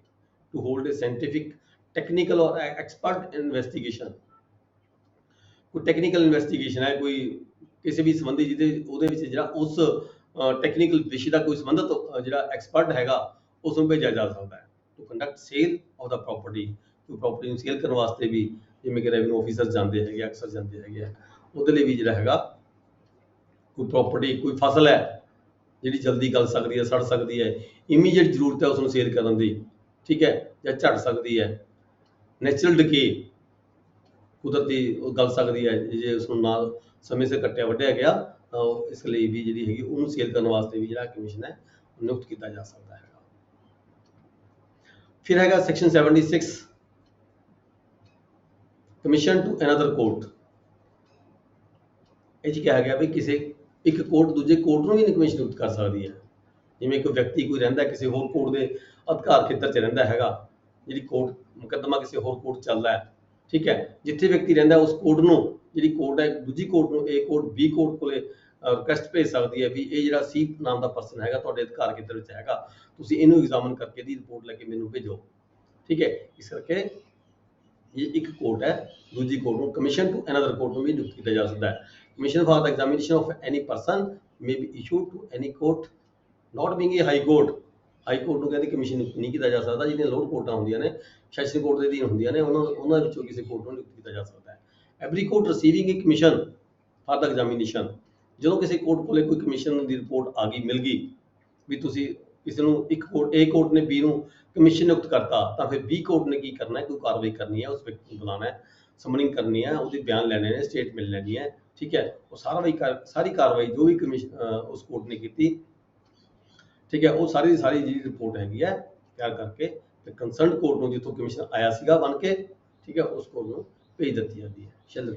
shall be returned together with the evidence taken under it the court from which it was issued। ਜਿਹੜੀ ਕੋਰਟ ਤੋਂ ਇਹ ਕਮਿਸ਼ਨ ਨਿਯੁਕਤ ਹੋ ਕੇ ਆਈ ਸੀਗੀ ਉਸ ਕੋਰਟ ਨੂੰ ਸਾਰੀ ਕਾਰਵਾਈ ਜਿਹੜੀ ਹੈਗੀ ਹੈ ਭੇਜ ਦਿੱਤੀ ਜਾਵੇਗੀ। ਨੈਕਸਟ ਹੈਗਾ ਸੈਕਸ਼ਨ 77 ਲੈਟਰ ਆਫ ਰਿਕੁਐਸਟ। ਤੇ ਨਾਲ ਹੀ ਜਿਹੜਾ in lieu of the issuing a commission the court may issue a letter of request to examine a witness residing at any place not within India। ਦੇਖੋ ਨਾ ਕਿਤੇ ਕੋਈ ਬਾਹਰ ਕੋਈ ਵਿਅਕਤੀ ਰਹਿੰਦਾ ਹੈਗਾ ਜਿਸ ਕੰਟਰੀ ਨਾਲ ਸਾਡੀ ਕੋਈ ਟ੍ਰੀਟੀ ਹੋਈ ਵੀ ਹੈ ਸਮਝੌਤਾ ਹੋਇਆ ਹੋਇਆ ਹੈ ਉਸ ਕੰਟਰੀ ਨੂੰ ਵੀ ਕਹਿੰਦੇ ਕਮਿਸ਼ਨ ਕੀਤਾ ਜਾ ਸਕਦਾ ਰਿਕੁਐਸਟ ਭੇਜੀ ਜਾ ਸਕਦੀ ਹੈ। ਕਿਸੇ ਹੋਰ ਜਗ੍ਹਾ ਤੇ ਕੋਈ ਵਿਅਕਤੀ ਰਹਿੰਦਾ ਹੈ ਵਿਟਨੈਸ ਕੋਈ ਗਵਾਹ ਹੈਗਾ examine a witness residing at any place not within India। ठीक है जी। सेक्शन 78 की क्या है commissions issued by the foreign courts। ਜਿਹਨੇ ਕੋਈ ਫੋਰਨ ਕੋਰਟਾਂ ਹੈਗੀਆਂ ਨੇ ਉਹਨਾਂ ਵੱਲੋਂ ਕਮਿਸ਼ਨ ਨਿਯੁਕਤ ਕਰਨ ਦੀ ਗੱਲ ਕੀਤੀ ਗਈ ਹੈ ਸੈਕਸ਼ਨ 78 ਦੇ ਵਿੱਚ। The provisions as to execution and return of commissions for the examination of witness shall apply to the commissions issued by at the instance of कौन कर सकती हैं foreign courts situate in any part of India to which the provisions of this code do not extend। I mean courts situate in any part of India to which the provisions of this code do not extend। ਜਿੱਥੇ ਕਿਸੇ India ਦੇ ਕਿਸੇ part ਦੇ ਵਿੱਚ ਜਿੱਥੇ CPC ਲਾਗੂ ਨਹੀਂ ਹੁੰਦੀ ਉਸ ਕੋਰਟ ਨੂੰ ਵੀ ਜਿਹੜਾ ਹੈਗਾ ਕਮਿਸ਼ਨ ਕੀਤਾ ਜਾ ਸਕਦਾ ਹੈ ਭੇਜਿਆ ਜਾ ਸਕਦਾ ਹੈਗਾ। ਫਿਰ ਕੋਰਟਸ ਐਸਟੈਬਲਿਸ਼ और continued by the authority of central government ने कोई इंडिया तो बाहर कोई सेंट्रल गवर्नमेंट ने कोई जी है कोई कोर्ट एस्टैबलिश की है वो भी कमीशन भेज सकती है कोर्ट्स ऑफ एनी स्टेट और कंट्री आउटसाइड इंडिया। इंडिया तो बाहर कोई स्टेट हैगी है पर शर्त यह आ जाती भी गवर्नमेंट की ट्रीटी हुई होनी चाहिए है सेंट्रल गवर्नमेंट का आपस में समझौता है और तभी कमीशन जो है भेजा जा सकता है अदरवाइज नहीं भेजा जा सकता। सूट्स इन पर्टिकुलर केस अगला चैप्टर अगला पार्ट हैगा 4 नंबर पार्ट की हैगा सूट्स बाय और अगेंस्ट गवर्नमेंट और public officers in their official capacity. ये जरा पार्ट है वेरी इंपॉर्टेंट हैगा ਇਹਦੇ ਤੇ क्वेश्चन अक्सर आंदा रहंदा है ठीक है ध्यान नाल पढ़ लियो उसनू। गवर्नमेंट ਦੇ खिलाफ मुकदमा दायर करना ਜਾਂ ਕਿਸੇ पब्लिक ऑफिसर ਦੇ खिलाफ मुकदमा दायर करना। इन द ऑफिशियल कैपेसिटी कोई ऑफिसर काम करता है जिवें रेवेन्यू ऑफिसर काम करते हैं ठीक है तो इन्हों के खिलाफ कोई मुकदमा करना या किसी होर डिपार्टमेंट के किसी अफसर के खिलाफ मुकदमा दायर करना तो वो की प्रोविजनस हैगियां ने सरकार के खिलाफ मुकदमा दायर करना वो की प्रोविजनस हैगियां ने। ये सैक्शन 79 की कहा गया है सूट्स बाय और अगेंस्ट गवर्नमेंट या सरकार ने दावा दायर करना हो या सरकार के खिलाफ दावा दायर करना हो।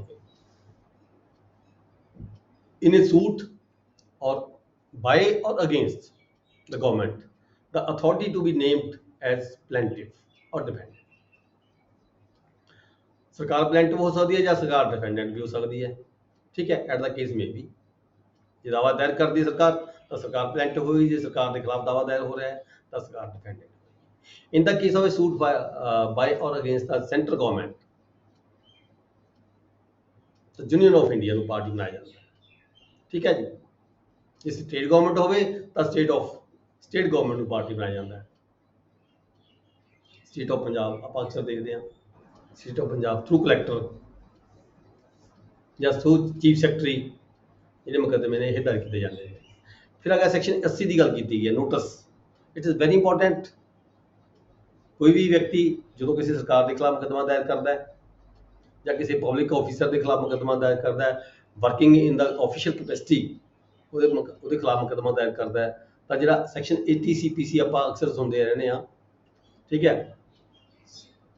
ਸੈਕਸ਼ਨ 80 CPC ਸਾਰਿਆਂ ਨੂੰ ਤੁਹਾਨੂੰ ਪਤਾ ਹੋਏਗਾ ਇਸ ਗੱਲ ਬਾਰੇ। ਪਹਿਲਾਂ ਜਿਹੜਾ ਹੈਗਾ ਨੋਟਿਸ ਦੇਣਾ ਜ਼ਰੂਰੀ ਹੁੰਦਾ ਹੈ।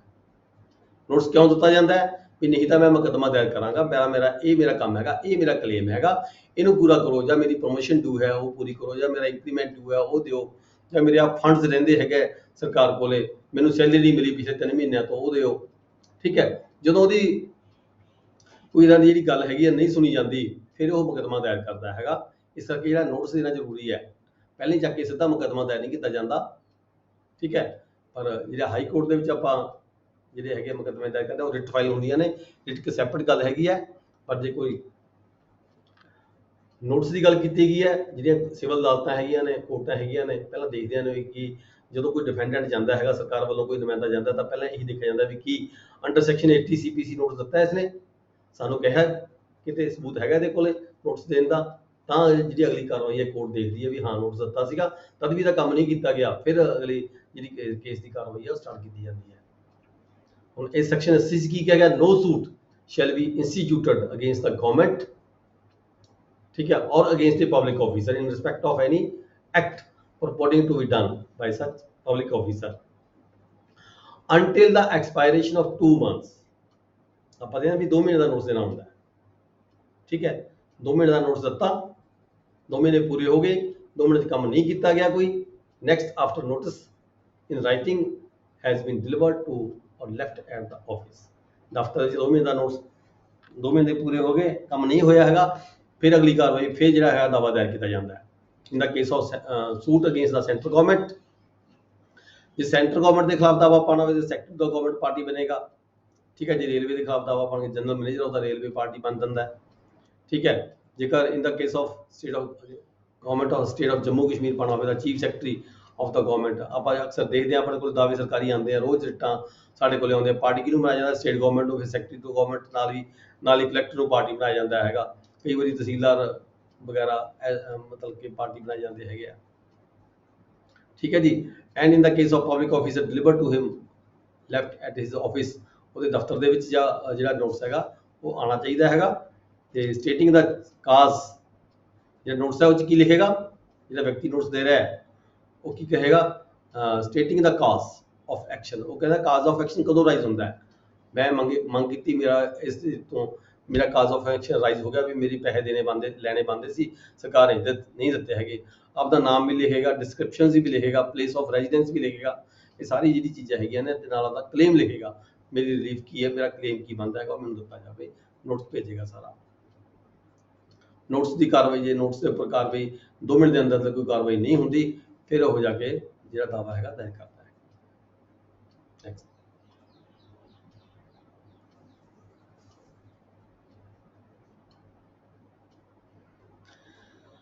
ਦੇਖੋ ਸਬਸੈਕਸ਼ਨ 1 'ਚ ਪੜ੍ਹਿਆ ਸੀ ਅਸੀਂ ਨੋਟਿਸ ਦੇਣਾ ਜ਼ਰੂਰੀ ਹੈ, ਪਰ ਕਈ ਗੱਲ ਤੇ ਆ ਕੇ ਜਿਹੜਾ ਨੋਟਿਸ ਹੈਗਾ ਉਹਦੀ ਐਗਜ਼ੈਂਪਸ਼ਨ ਵੀ ਹੋ ਜਾਂਦੀ ਹੈ, ਪਰ with the leave of the court ਹੈ।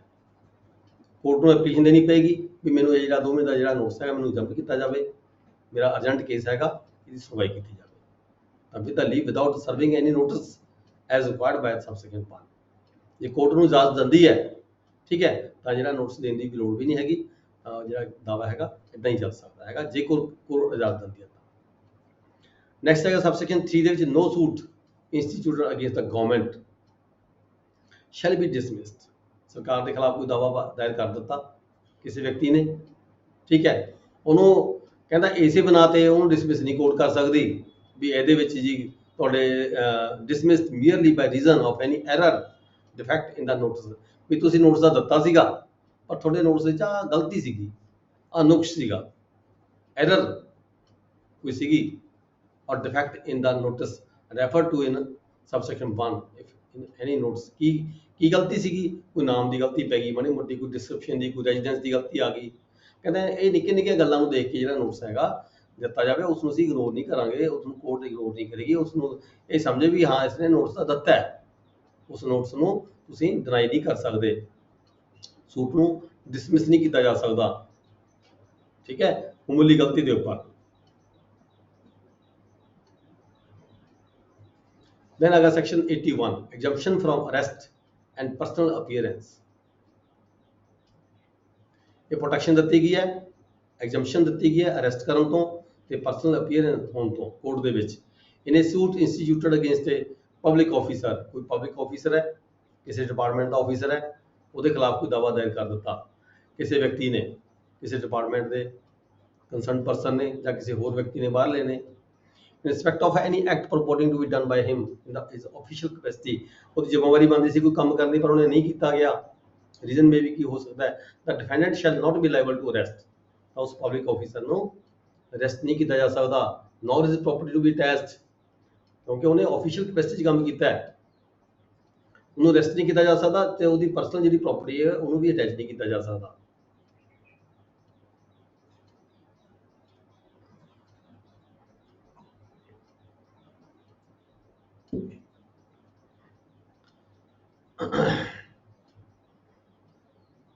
ਤੇ ਨਾਲ ਹੀ ਕੀ ਹੈਗਾ, ਜਿਹੜੀ ਕੋਰਟ ਹੈਗੀ ਹੈ ਉਸ ਦੀ ਜਿਹੜੀ ਪਰਸਨਲ ਅਪੀਅਰੈਂਸ ਹੈ, ਉਸ ਆਫੀਸਰ ਦੀ ਜਿਹੜੀ ਪਰਸਨਲ ਅਪੀਅਰੈਂਸ ਹੈਗੀ ਹੈ ਉਹਨੂੰ ਵੀ ਮਾਫ ਕੀਤਾ ਜਾ ਸਕਦਾ ਹੈ, ਜਦੋਂ ਕੋਰਟ ਨੂੰ ਇਹ ਲੱਗੇ ਵੀ ਹਾਂ ਇਹ ਜਿਹੜਾ ਵਿਅਕਤੀ ਹੈਗਾ ਇਹ ਕਿਤੇ ਭੱਜ ਕੇ ਨਹੀਂ ਜਾਏਗਾ, ਇਹ ਦਫ਼ਤਰ ਦੇ ਵਿੱਚ ਜੌਬ ਕਰਦਾ ਹੈਗਾ, ਜਦੋਂ ਵੀ ਜ਼ਰੂਰਤ ਪਵੇ ਉਹਨੂੰ ਬੁਲਾਇਆ ਜਾ ਸਕਦਾ ਹੈ।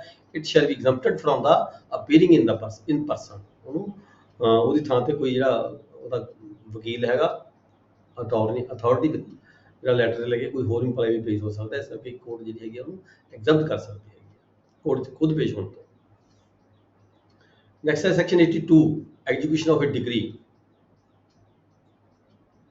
execution of a degree where in a suit by or against the government, ठीक है, डिग्री पास हुई सरकार के खिलाफ, पर ਇਹ ਨਹੀਂ ਵੀ ਨਾਲ ਦੀ ਨਾਲ ਡਿਗਰੀ ਨੂੰ ਜਗ੍ਹਾ ਚੱਕ ਕੇ ਤੁਸੀਂ ਉਹਨੂੰ ਆਕਸ਼ਨ ਕਰ ਦਿਓ, ਪ੍ਰੋਪਰਟੀ ਦੀ ਕਿਸੇ ਸਰਕਾਰ ਦੀ ਕੋਈ ਪ੍ਰੋਪਰਟੀ ਚੱਕ ਉਹਦੀ ਬੋਲੀ ਕਰ ਦਿਓ, ਉਹਨੂੰ ਅਟੈਚ ਕਰ ਦਿਓ, ਠੀਕ ਹੈ, ਡਿਗਰੀ ਪਾਸ ਹੋ ਗਈ ਸਰਕਾਰ ਦੇ ਖਿਲਾਫ, ਪਰ ਸਰਕਾਰ ਨੂੰ ਮੌਕਾ ਦੇਣਾ ਪਏਗਾ ਡਿਗਰੀ ਨੂੰ ਇੰਪਲੀਮੈਂਟ ਕਰਨ ਦੇ ਲਈ। ਜੇ ਸਰਕਾਰ ਉਸ ਡਿਗਰੀ ਦੇ ਮੁਤਾਬਕ ਡਿਗਰੀ ਦੀ ਪੂਰਤੀ ਦੇ ਲਈ ਪੇਮੈਂਟ ਅਦਾ ਕਰਦੀ ਹੈ, where in a suit by or against the government or by or against a public officer in respect of any act, such degree shall not be executed।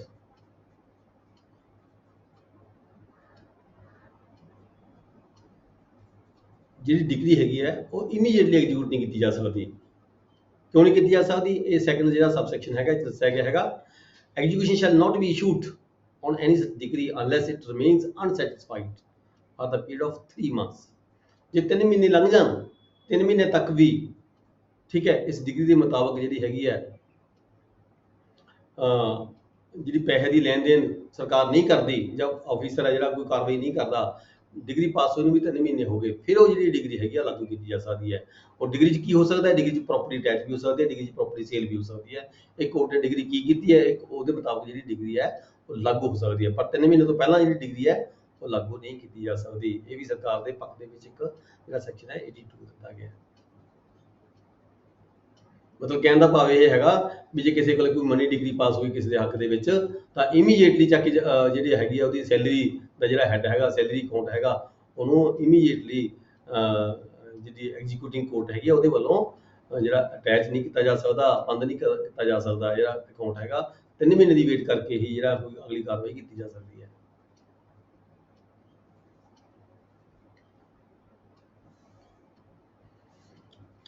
Next ਹੈਗਾ section 83,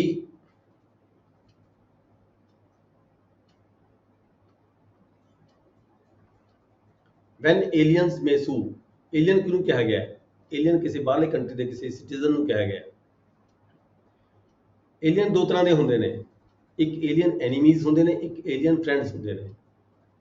ਜਿਸ country ਨਾਲ ਸਾਡੀ treaty ਹੋਈ ਹੁੰਦੀ ਹੈ, ਸਮਝੌਤਾ ਹੋਇਆ ਹੁੰਦਾ ਹੈ, ਅਸੀਂ ਉਸ ਏਲੀਅਨ ਨੂੰ, ਇੱਕ ਹੁੰਦੀ ਹੈ ਐਕਸਟ੍ਰਾਡੀਸ਼ਨ, ਇੱਕ ਹੁੰਦੀ ਹੈ ਅਸਾਈਲਮ। ਦੋ ਵਰਡ ਅਲੱਗ ਅਲੱਗ ਨੇ, ਜਿਹੜਾ ਸਮਝੋ। ਇੱਕ ਵਰਡ ਹੁੰਦਾ ਅਸਾਈਲਮ, ਇੱਕ ਵਰਡ ਹੁੰਦਾ ਐਕਸਟ੍ਰਾਡੀਸ਼ਨ। ਕਿਸੇ ਕੰਟਰੀ ਦਾ ਕੋਈ ਵਿਅਕਤੀ ਹੈ, ਉਹ ਅਪਰਾਧ ਕਰਕੇ ਕਿਸੇ ਦੂਜੇ ਕੰਟਰੀ 'ਚ ਚਲਾ ਗਿਆ, ਜੇ ਤਾਂ ਸਾਡੀ ਉਸ ਕੰਟਰੀ ਨਾਲ ਟ੍ਰੀਟੀ ਹੋਈ ਵੀ ਹੈ, ਸਾਡਾ ਮਿੱਤਰ ਕੰਟਰੀ ਹੈਗੀ ਹੈ, ਫਿਰ ਤਾਂ ਉਹ ਕੰਟਰੀ ਉਸਨੂੰ ਅਸਾਈਲਮ ਨਹੀਂ ਦੇ ਦੇਗੀ, ਉਸਨੂੰ ਸਾਡੀ ਮੰਗ ਦੇ ਮੁਤਾਬਕ ਉਹਦੀ ਐਕਸਟ੍ਰਾਡੀਸ਼ਨ ਦੇ ਦੇਗੀ। ਜੇ ਤੁਸੀਂ ਮੰਗਾਂਗੇ ਕਿ ਸਾਡਾ ਇਹ ਜਿਹੜਾ ਹੈਗਾ ਇਸ ਨੇ ਅਪਰਾਧ ਕੀਤਾ ਹੈ, ਅਫੈਂਡਰ ਹੈਗਾ, ਤਾਂ ਅਸੀਂ ਰਿਕੁਐਸਟ ਕਰਾਂਗੇ ਉਸ ਕੰਟਰੀ ਨੂੰ, ਤਾਂ ਉਸ ਜਿਹੜਾ ਅਫੈਂਡਰ ਹੈਗਾ ਉਹਦੀ ਐਕਸਟ੍ਰਾਡੀਸ਼ਨ ਸਾਨੂੰ ਦੇ ਦੇਗੀ ਕੰਟਰੀ, ਮਤਲਬ ਕਿ ਉਸਨੂੰ ਸਾਨੂੰ ਸੌਂਪ ਦੇਗੀ ਉਸ ਬੰਦੇ ਨੂੰ। ਇਹ ਹੁੰਦੀ ਹੈ ਐਕਸਟ੍ਰਾਡੀਸ਼ਨ। ਪਰ ਜੇਕਰ ਸਾਡਾ ਉਸ ਕੰਟਰੀ ਨਾਲ ਕੋਈ ਸਮਝੌਤਾ ਨਹੀਂ ਹੋਇਆ ਪਿਆ, ਤਾਂ ਦੂਜਾ ਦੁਸ਼ਮਣ ਕੰਟਰੀ ਕਹਿ ਲਈਏ, ਉਹ ਕੰਟਰੀ ਉਸਨੂੰ ਅਸਾਈਲਮ ਮਤਲਬ ਪਨਾਹ, ਉਹ ਕੰਟਰੀ ਉਸਨੂੰ ਪਨਾਹ ਦੇ ਦਿੰਦਾ ਹੈ, ਅਸਾਈਲਮ ਦੇ ਦਿੰਦਾ ਹੈ। ਜਿਵੇਂ ਕਿ ਹੁਣ ਸਾਡੇ ਬਹੁਤ ਸਾਰੇ ਲੋਕ ਹੈਗੇ ਆ, ਕੋਈ ਜ਼ੁਲਮ ਕਰਕੇ, ਅਪਰਾਧ ਕਰਕੇ ਕਿਸੇ ਹੋਰ ਕੰਟਰੀ ਭੱਜ ਜਾਂਦੇ ਆ, ਠੀਕ ਹੈ, ਉਹ ਕੰਟਰੀ ਨੂੰ ਪਨਾਹ ਦਿੰਦੀ ਹੈ, ਜੇ ਸਮਝੌਤਾ ਹੋਇਆ ਹੁੰਦਾ ਤਾਂ ਸਾਨੂੰ ਮੁੜ ਸੌਂਪ ਦਿੰਦੀ ਹੈ। ठीक है। इसी तरीके एलियन की गल की गई है, एलियम एनिमीज, एलियम फ्रेंड्स। जे साडा कंट्री नाल समझौता नहीं होया तो वो जिहड़े एलियन ने वो एनिमीज ने, एनिमी कंट्री का एलियन कोई भज के आ गया साडी कंट्री दे विच, ठीक है, या जे साडा समझौता होया तो एलियन हैगा वो साडा फ्रेंड कंट्री का एलियन हैगा। हुण गल कीती गई है भी जे वैन एलियन मे सू, कदों जिहड़ा एलियन के खिलाफ मुकदमा दायर किया जा सकता है। जे एलियन एनिमी है residing in India, enemy alien हैगा किसी उस कंट्री का एलियन हैगा जिहदा साडे नाल कोई समझौता नहीं होया गया, असीं उहदे खिलाफ कोई मुकदमा दायर करना हैगा तो with the permission of the central government, तो सेंट्रल गवर्नमेंट तो पहला परमिशन लेनी पेगी, फिर ही उहदे खिलाफ जिहड़ा मुकदमा हैगा दायर किया जा सकता। पर जेकर जिहड़ा एलियन हैगा वो फ्रेंड कंट्री का हैगा, एलियन फ्रेंड्स हैगा, may be sued in the court otherwise competent, किसी कंपीटेंट कोर्ट दे विच, ठीक है, उसनों as if they were citizen of the India, उसनों मतलब कि कंपीटेंट कोर्ट दे विच जिहड़ा उहदे खिलाफ दावा दायर किया जा सकता है। इत्थे जिहड़ी परमिशन की कोई जरूरत नहीं होती है, ठीक है जी। नेक्स्ट है section 84, when foreign states may sue, foreign कंट्रियां के खिलाफ कदों दावा दायर किया जा सकता है। A foreign state may sue in any competent court provided that the object of the suit is to enforce a private right vested in the ruler। ये पुराने सैक्शनस आ गए बहुत ज़्यादा हुण ये साडे जिहड़ा हैगा जदों ब्रिटिश इंडिया कहा जाता सी भारत नूं, ब्रिटिश साडे ते उपर राज करदे सीगे, उदों जिहड़ा सेंटर अपने इंडिया का नाम की सीगा, उन्हां लोकां वास्ते साडे एक्टां दे विच भी असीं पढ़दे हां रोज़ ब्रिटिश इंडिया, ठीक है। रूलर की गल की गई है, हुण वो रूलर उदों रूलर्स जिहड़ा सीगा ब्रिटिश का जिहड़े ब्रिटिश रूलर सीगे वो इंडिया पर राज करते सीगे, उदों ये सैक्शनस बने हुए हैगे आ। फिर हैगा persons specially appointed by the government to prosecute or defend on behalf of the foreign rulers, foreign rulers दे बिहाफ ते उहदे वल्लों, ठीक है, जिहड़े कोई व्यक्ति सीगे अपॉइंट किए जाते सी, उन्हां वल्लों कोई दावे दायर किए जाते सी, जां उन्हां दे बिहाफ ते दस्सिया उस जिहड़ा रूलर दे बिहाफ ते जां रूलर दे खिलाफ the central government may at the request of the ruler of a foreign, नहीं छड्डो ये थोड़े काम दे नहीं है ना, अपने कभी पेपर चाहते हैं ते ना ही इस वेले इन प्रैक्टिकल है। Suits against foreign rulers ambassadors and wise, ये भी कहा गया वही बाहरले राजा के खिलाफ को दावा दायर किया जा सकता है, ठीक है। एम्बेसडर्स के खिलाफ, इनवॉइस के खिलाफ, फॉरेन स्टेट में भी sued in any court otherwise competent to try the suit, consent of the central government, central government की कंसेंट लैके। हुण देखो सेंट्रल गवर्नमेंट की कंसेंट की सीगी, किसी तुसी ब्रिटिश के किसी रूलर के खिलाफ दावा दायर करना हैगा, ब्रिटिश जदों अंग्रेज़ां दा राज सीगा तां नहीं सी कर सकदे, सेंट्रल गवर्नमेंट की परमिशन लैनी पैंदी सी। सेंट्रल गवर्नमेंट परमिशन किवें दे दिंदी, सरकार ही उन्हां दी हुंदी सीगी, ठीक है। इदां दे रूल बनाए गए जिहदे विच तुहानूं हैगा। चलो ये छड्ड दो सारा, नैक्सट आ जाओ।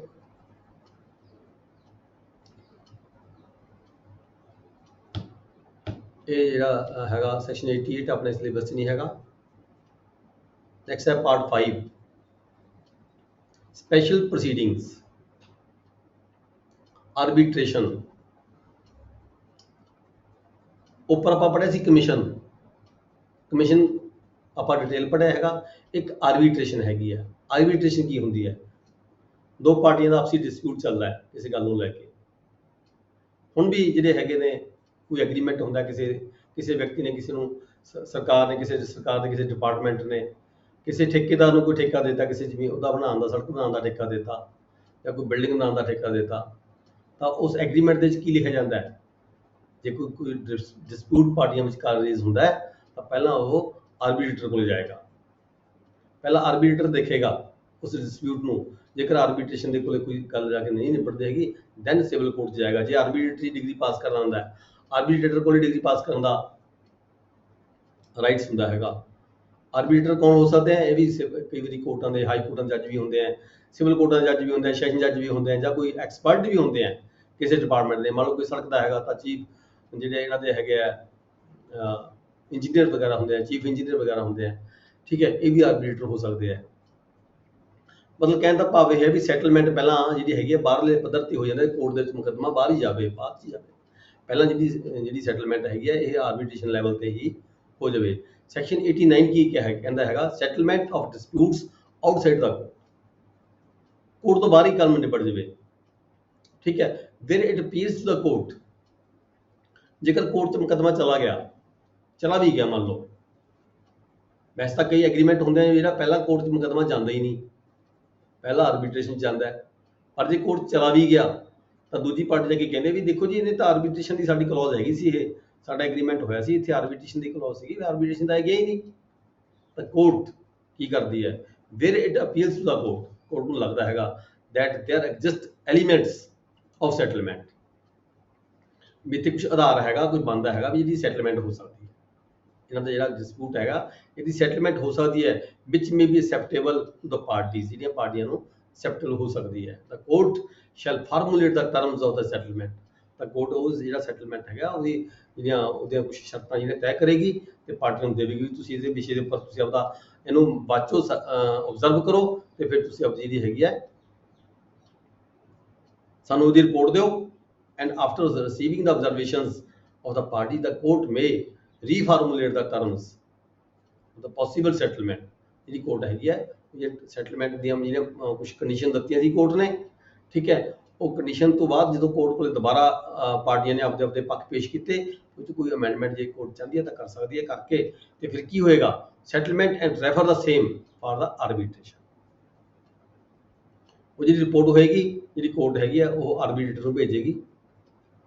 ਠੀਕ ਹੈ, ਆਰਬਿਟ੍ਰੇਟਰ ਨੂੰ ਭੇਜ ਸਕਦੀ ਹੈ। ਆਰਬਿਟ੍ਰੇਟਰ ਰੀਕਨਸੀਲੀਏਸ਼ਨ ਐਕਟ ਬਣਿਆ ਹੋਇਆ ਹੈਗਾ, ਇੱਕ ਆਰਬਿਟ੍ਰੇਸ਼ਨ ਐਂਡ ਕਨਸੀਲੀਏਸ਼ਨ ਐਕਟ 1996 ਬਣਿਆ ਹੋਇਆ ਹੈਗਾ, ਉਹਦੇ ਤਹਿਤ ਫਿਰ ਆਰਬਿਟ੍ਰੇਟਰ ਵੱਲੋਂ ਜਿਹੜਾ ਹੈਗਾ ਉਹ ਆਪਦੀ ਸਾਰੀ ਕਾਰਵਾਈ ਜਿਵੇਂ ਕੋਰਟ ਹੁੰਦੀ ਹੈ, ਕੋਰਟ ਦੇ ਵਾਂਗੂ ਸੁਣਵਾਈ ਕੀਤੀ ਜਾਏਗੀ, ਸੁਣਿਆ ਜਾਏਗਾ, ਵਕੀਲਾਂ ਨੂੰ ਸੁਣਿਆ ਜਾਏਗਾ, ਉਹਨਾਂ ਦੇ ਦੋਨੋਂ ਪਾਰਟੀਆਂ ਦੇ ਐਡਵੋਕੇਟ ਸੁਣੇ ਜਾਣਗੇ, ਉਹਨਾਂ ਦੇ ਜਵਾਬ ਦਾਵਾ ਲਿਆ ਜਾਏਗਾ। ਠੀਕ ਹੈ, ਫਿਰ ਆਰਬਿਟ੍ਰੇਟਰ ਵੱਲੋਂ ਆਪਣੀ ਡਿਗਰੀ ਪਾਸ ਕਰ ਦਿੱਤੀ ਜਾਵੇਗੀ।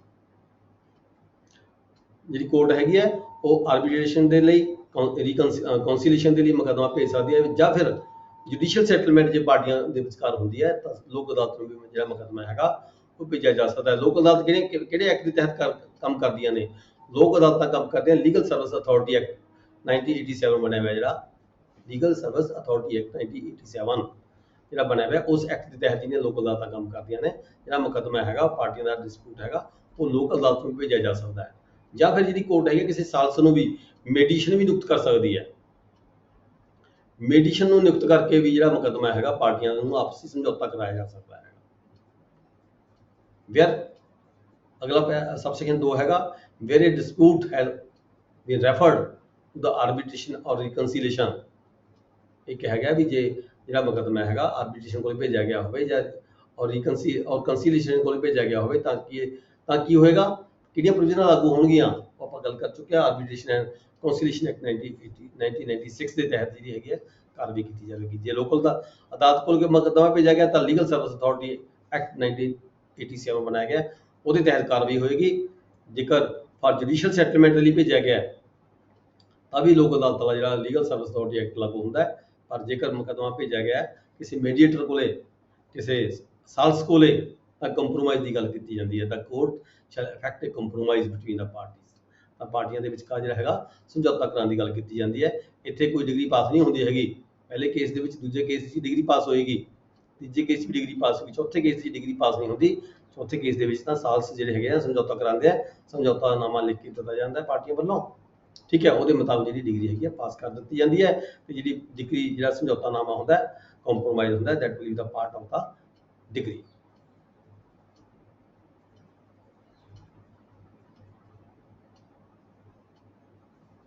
ਨੈਕਸਟ ਹੈਗਾ special case, power to state case for the opinion of the court. ਕਈ ਵਾਰੀ ਕੀ ਹੁੰਦਾ, ਦੋ ਪਾਰਟੀਆਂ ਹੁੰਦੀਆਂ ਨੇ, ਠੀਕ ਹੈ, ਉਹਦੇ ਵਿੱਚ ਕੀ ਹੁੰਦੀਆਂ ਨੇ, ਪਾਰਟੀਆਂ ਕਿਸੇ ਵਿਸ਼ੇ ਤੇ ਉੱਪਰ ਉਹਨਾਂ ਦਾ ਓਪੀਨੀਅਨ ਨਹੀਂ ਬਣਦਾ ਹੈਗਾ। Power to state case for the opinion of the court where any persons agree in writing. ਦੋ ਵਿਅਕਤੀ ਹੈਗੇ ਨੇ, ਉਹ ਐਗਰੀ ਹੋ ਜਾਂਦੇ ਨੇ writing to state a case, ਕਿਸੇ ਕੋਰਟ ਨੂੰ ਆਪਦੇ ਕੇਸ ਦੀ ਜਿਹੜੀ ਕਾਰਵਾਈ ਹੈ ਦੱਸਦੇ ਨੇ, ਸਾਡਾ ਆਹ ਕੇਸ ਹੈਗਾ, ਸਾਡੀ ਆਹ ਕਾਰਵਾਈ ਹੈਗੀ ਹੈ ਤੇ ਸਾਨੂੰ ਓਪੀਨੀਅਨ ਦੀ ਲੋੜ ਹੈਗੀ ਹੈ, ਕੋਰਟ ਦੇ ਓਪੀਨੀਅਨ ਦੀ ਲੋੜ ਹੈਗੀ ਹੈ। then the court shall try and determine the same in the manner prescribed। ਤਾਂ ਜਿਹੜੀ ਕੋਰਟ ਹੈਗੀ ਹੈ ਜਿਹੜਾ ਓਪੀਨੀਅਨ ਨੂੰ ਚਾਹੀਦਾ ਸੀਗਾ ਉਹ ਓਪੀਨੀਅਨ ਆਪਣਾ ਕੋਰਟ ਦੇ ਸਕਦੀ ਹੈ ਵੀ ਇਹਦਾ ਜਿਹੜਾ ਤੁਹਾਡੇ ਹੈਗੇ ਆ ਇਹ ਸ਼ਰਤਾਂ ਤੁਹਾਡੀਆਂ ਹੈਗੀਆਂ ਆਪਸ ਦੇ ਵਿੱਚ, ਤੁਹਾਡਾ ਕੇਸ ਇਹ ਬਣਦਾ ਹੈਗਾ, ਤੁਹਾਡਾ ਫੈਸਲਾ ਇਹ ਬਣਦਾ ਹੈ। यानी कि कोई व्यक्ति कोर्ट तो ओपीनियन ले सकता है।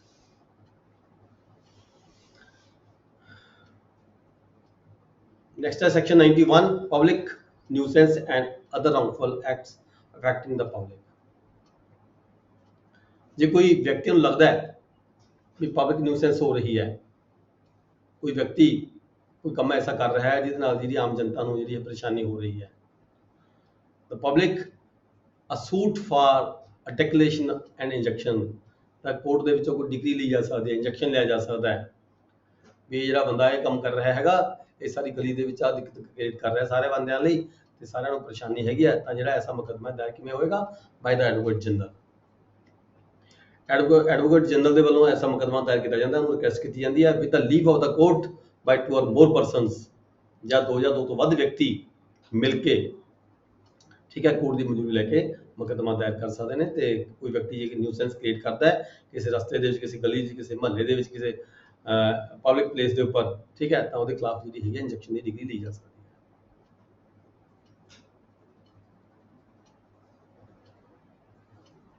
नेक्स्ट है public charities, section 92 public charities, any alleged breach of any express और देखो ट्रस्ट बने हुए होंगे हैं, चैरिटेबल ट्रस्ट बने हुए होते हैं, ठीक है, ट्रस्ट ਦੀਆਂ कोई प्रॉपर्टियां भी हो सकती हैं, ट्रस्ट कादे ਲਈ बने होंगे हैं, ठीक है, चैरिटेबल ਕੰਮ ਦੇ ਲਈ ਬਣੇ ਹੁੰਦੇ ਆ, ਪਬਲਿਕ ਦੇ ਵਿੱਚ ਪੁੰਨਦਾਨ ਦੇ ਕੰਮ ਲਈ, ਚੈਰਿਟੇਬਲ ਵਰਕ ਦੇ ਲਈ ਕੋਈ ਹਸਪੀਟਲ ਖੁੱਲਿਆ ਹੋ ਸਕਦਾ ਹੈ, ਉਹ ਠੀਕ ਹੈ, ਕੋਈ ਕਿਸੇ ਤਰ੍ਹਾਂ ਦੇ ਡਿਸਪੈਂਸਰੀਆਂ ਵਗੈਰਾ ਖੁੱਲੀਆਂ ਹੋ ਸਕਦੀਆਂ, ਜਾਂ ਕੋਈ ਟਰਸਟ ਬਣੇ ਹੋਏ ਹੁੰਦੇ ਆ, ਉਹਨੇ ਕਿਹੜੇ ਕੰਮ ਕਰਨੇ ਹੁੰਦੇ ਆ,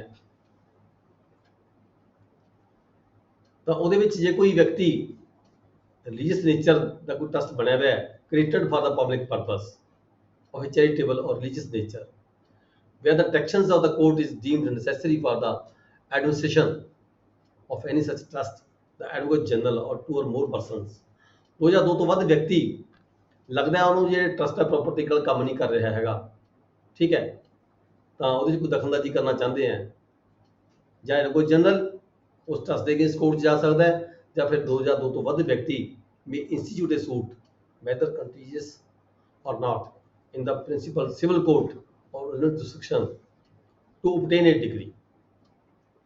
ਉਹ ਜਿਹੜਾ ਟਰਸਟ ਹੈ, ਟਰਸਟ ਦੇ ਕੁਝ ਲੋਕ ਹੈਗੇ ਆ, ਕੋਈ ਕੰਮ ਕਰਦੇ ਆ, ਕੋਈ ਗਲਤ ਕੰਮ ਕਰਦੇ ਆ, ਮੇਬੀ ਉਹ ਚੇਅਰਮੈਨ ਹੈ ਜਾਂ ਕੋਈ ਹੋਰ ਮੈਂਬਰ ਹੈਗੇ ਆ, ਠੀਕ ਹੈ, ਤਾਂ ਕੋਈ ਵਿਅਕਤੀ ਨੂੰ ਲੱਗਦਾ ਕੁਝ ਬੰਦਿਆਂ ਨੂੰ ਵੀ ਇਹ ਜਿਹੜਾ ਟਰਸਟ ਹੈ ਪ੍ਰੋਪਰਟੀ ਨਾਲ ਸਹੀ ਕੰਮ ਨਹੀਂ ਕਰ ਰਿਹਾ ਹੈਗਾ, ਗਲਤ ਕੰਮ ਕਰ ਰਿਹਾ ਹੈ, ਪ੍ਰੋਪਰਟੀ ਨੂੰ ਇੱਧਰ ਉੱਧਰ ਕਰ ਰਿਹਾ, ਪ੍ਰੋਪਰਟੀ ਜਿਹੜੀਆਂ ਖੁਰਦ-ਬੁਰਦ ਕਰ ਰਿਹਾ ਟਰਸਟ ਦੀਆਂ, ਠੀਕ ਹੈ, ਜਾਂ ਜਿਸ ਕੰਮ ਦੇ ਲਈ ਇਹ ਟਰਸਟ ਬਣਿਆ ਸੀਗਾ ਉਹ ਟਰਸਟ ਦੇ ਵੱਲੋਂ ਕੋਈ ਕੰਮ ਨਹੀਂ ਕੀਤੇ ਜਾ ਸਕਦੇ, ਚੈਰੀਟੇਬਲ ਨੇਚਰ ਦੇ ਕੋਈ ਕੰਮ ਨਹੀਂ ਕੀਤੇ ਜਾ ਰਹੇ, ਓਨਲੀ ਫਾਰ ਦਾ ਮਤਲਬ ਕਿ ਇੰਟਰਸਟ ਜਿਹੜੇ ਹੈਗੇ ਆ ਉਹ ਕੰਮ ਕੀਤੇ ਜਾ ਰਹੇ ਹੈ, ਤਾਂ ਕੋਈ ਵਿਅਕਤੀ ਜਾਂ ਐਡਵੋਕੇਟ ਜਨਰਲ ਜਾਂ 2 ਜਾਂ 2 ਤੋਂ ਵੱਧ ਵਿਅਕਤੀ with the permission of the court ਮੁਕੱਦਮਾ ਦਾਇਰ ਕਰਕੇ ਡਿਗਰੀ ਪਾਸ ਕਰਾ ਸਕਦੇ ਨੇ। ਕਾਹਦੀ ਡਿਗਰੀ ਪਾਸ ਕਰ ਸਕਦੇ? To obtain a degree removing any trustee, ਕਿਸੇ ਵੀ ਟਰਸਟੀ ਨੂੰ ਕੋਰਟ ਜਿਹੜੀ ਹੈਗੀ ਆ ਰਿਮੂਵ ਕਰ ਸਕਦੀ ਹੈ, ਡਿਗਰੀ ਲਈ ਜਾ ਸਕਦੀ ਹੈ ਇੱਦਾਂ ਦੀ, ਉਹਦੇ ਖਿਲਾਫ ਜਿਹੜੀ ਕੋਈ ਬਣਦੀ ਕਾਰਵਾਈ ਕੋਰਟ ਸਬਮਿਟ ਕਰਕੇ ਜਿਹੜਾ ਇਹ ਵਿਅਕਤੀ ਹੈ ਇਹ ਆਪਦੇ ਪਰਸਨਲ ਟਰਸਟ ਦੀ ਯੂਟਿਲਾਈਜ਼ ਕਰਦਾ ਹੈ, ਆਪਦੇ ਪਰਸਨਲ ਟਰਸਟ ਦੀ ਖਾਤਰ ਇਹ ਜਿਹੜਾ ਟਰਸਟ ਦਾ ਨਜਾਇਜ਼ ਫਾਇਦਾ ਉਠਾ ਰਿਹਾ ਹੈਗਾ, ਉਹਦੇ ਖਿਲਾਫ ਜਿਹੜੀ ਡਿਗਰੀ ਪਾਸ ਕੀਤੀ ਜਾਂਦੀ ਉਹਨੂੰ ਰਿਮੂਵ ਕੀਤਾ ਜਾ ਸਕਦਾ ਹੈ। ਅਪਾਇੰਟਿੰਗ ਏ new trustee,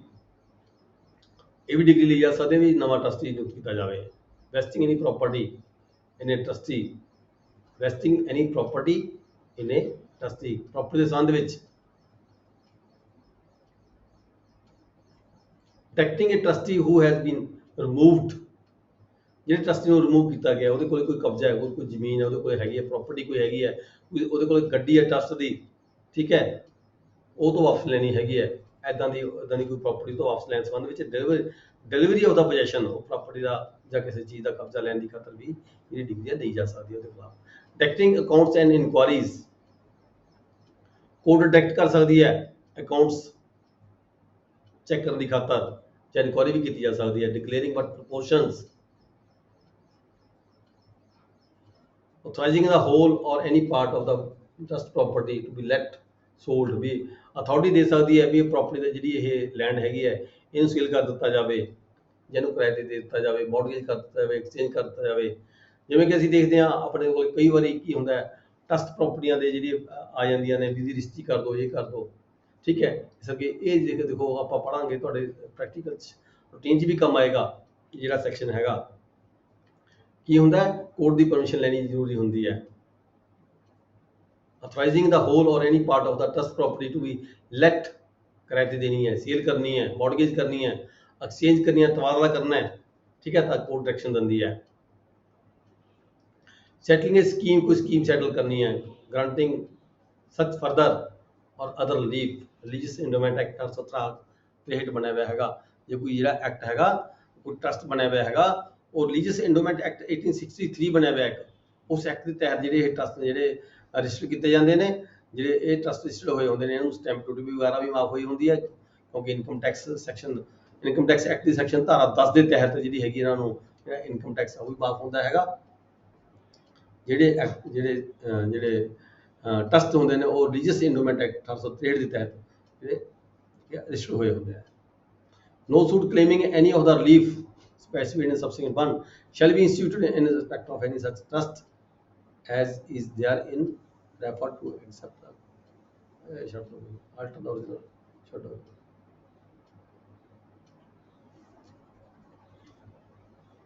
The court may alter the original purpose any express or constructive trust created for the public। ਜਿਹੜੀ ਕੋਰਟ ਹੈਗੀ ਹੈ ਉਹ ਜਿਹੜਾ ਹੈਗਾ ਟਰਸਟ ਕੀ ਕੰਮ ਕਰਦਾ ਹੈਗਾ, ਉਹਦੇ ਵਿੱਚ ਕੋਈ ਜਿਹੜੀ ਆਲਟਰੇਸ਼ਨ ਹੈ ਉਹ ਵੀ ਕਰ ਸਕਦੀ ਹੈਗੀ ਹੈ। ਲਾਅ ਦਾ ਪ੍ਰੋਪਰਟੀ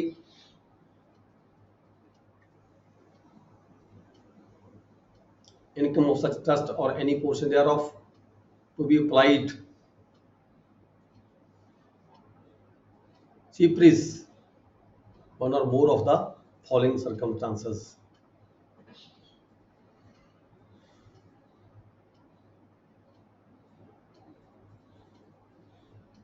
ਮਤਲਬ ਇਹ ਜਿਹੜਾ ਸਾਰਾ ਪੈਰਾ ਹੈਗਾ ਇਹਦੇ ਵਿੱਚ ਕਿਹਾ ਗਿਆ ਵੀ ਜਦੋਂ ਕੋਈ ਟਰਸਟ ਹੈਗਾ ਉਹ ਜਿਸ ਕੰਮ ਲਈ ਬਣਿਆ ਸੀ ਫੁੱਲਫਿਲਡ ਹੈਵ ਬੀਨ ਫੁੱਲਫਿਲ ਨਹੀਂ ਕਰਦਾ, can not be carried out at all.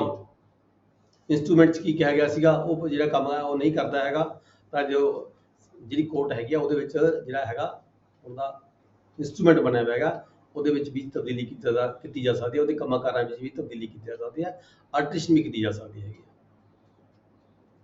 Next. Section 93 is not in our syllabus. Okay.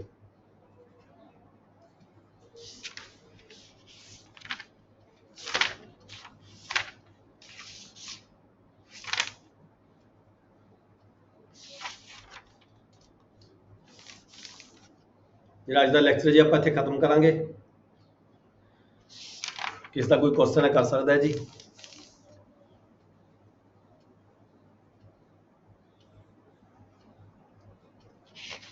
Any question? Any problem?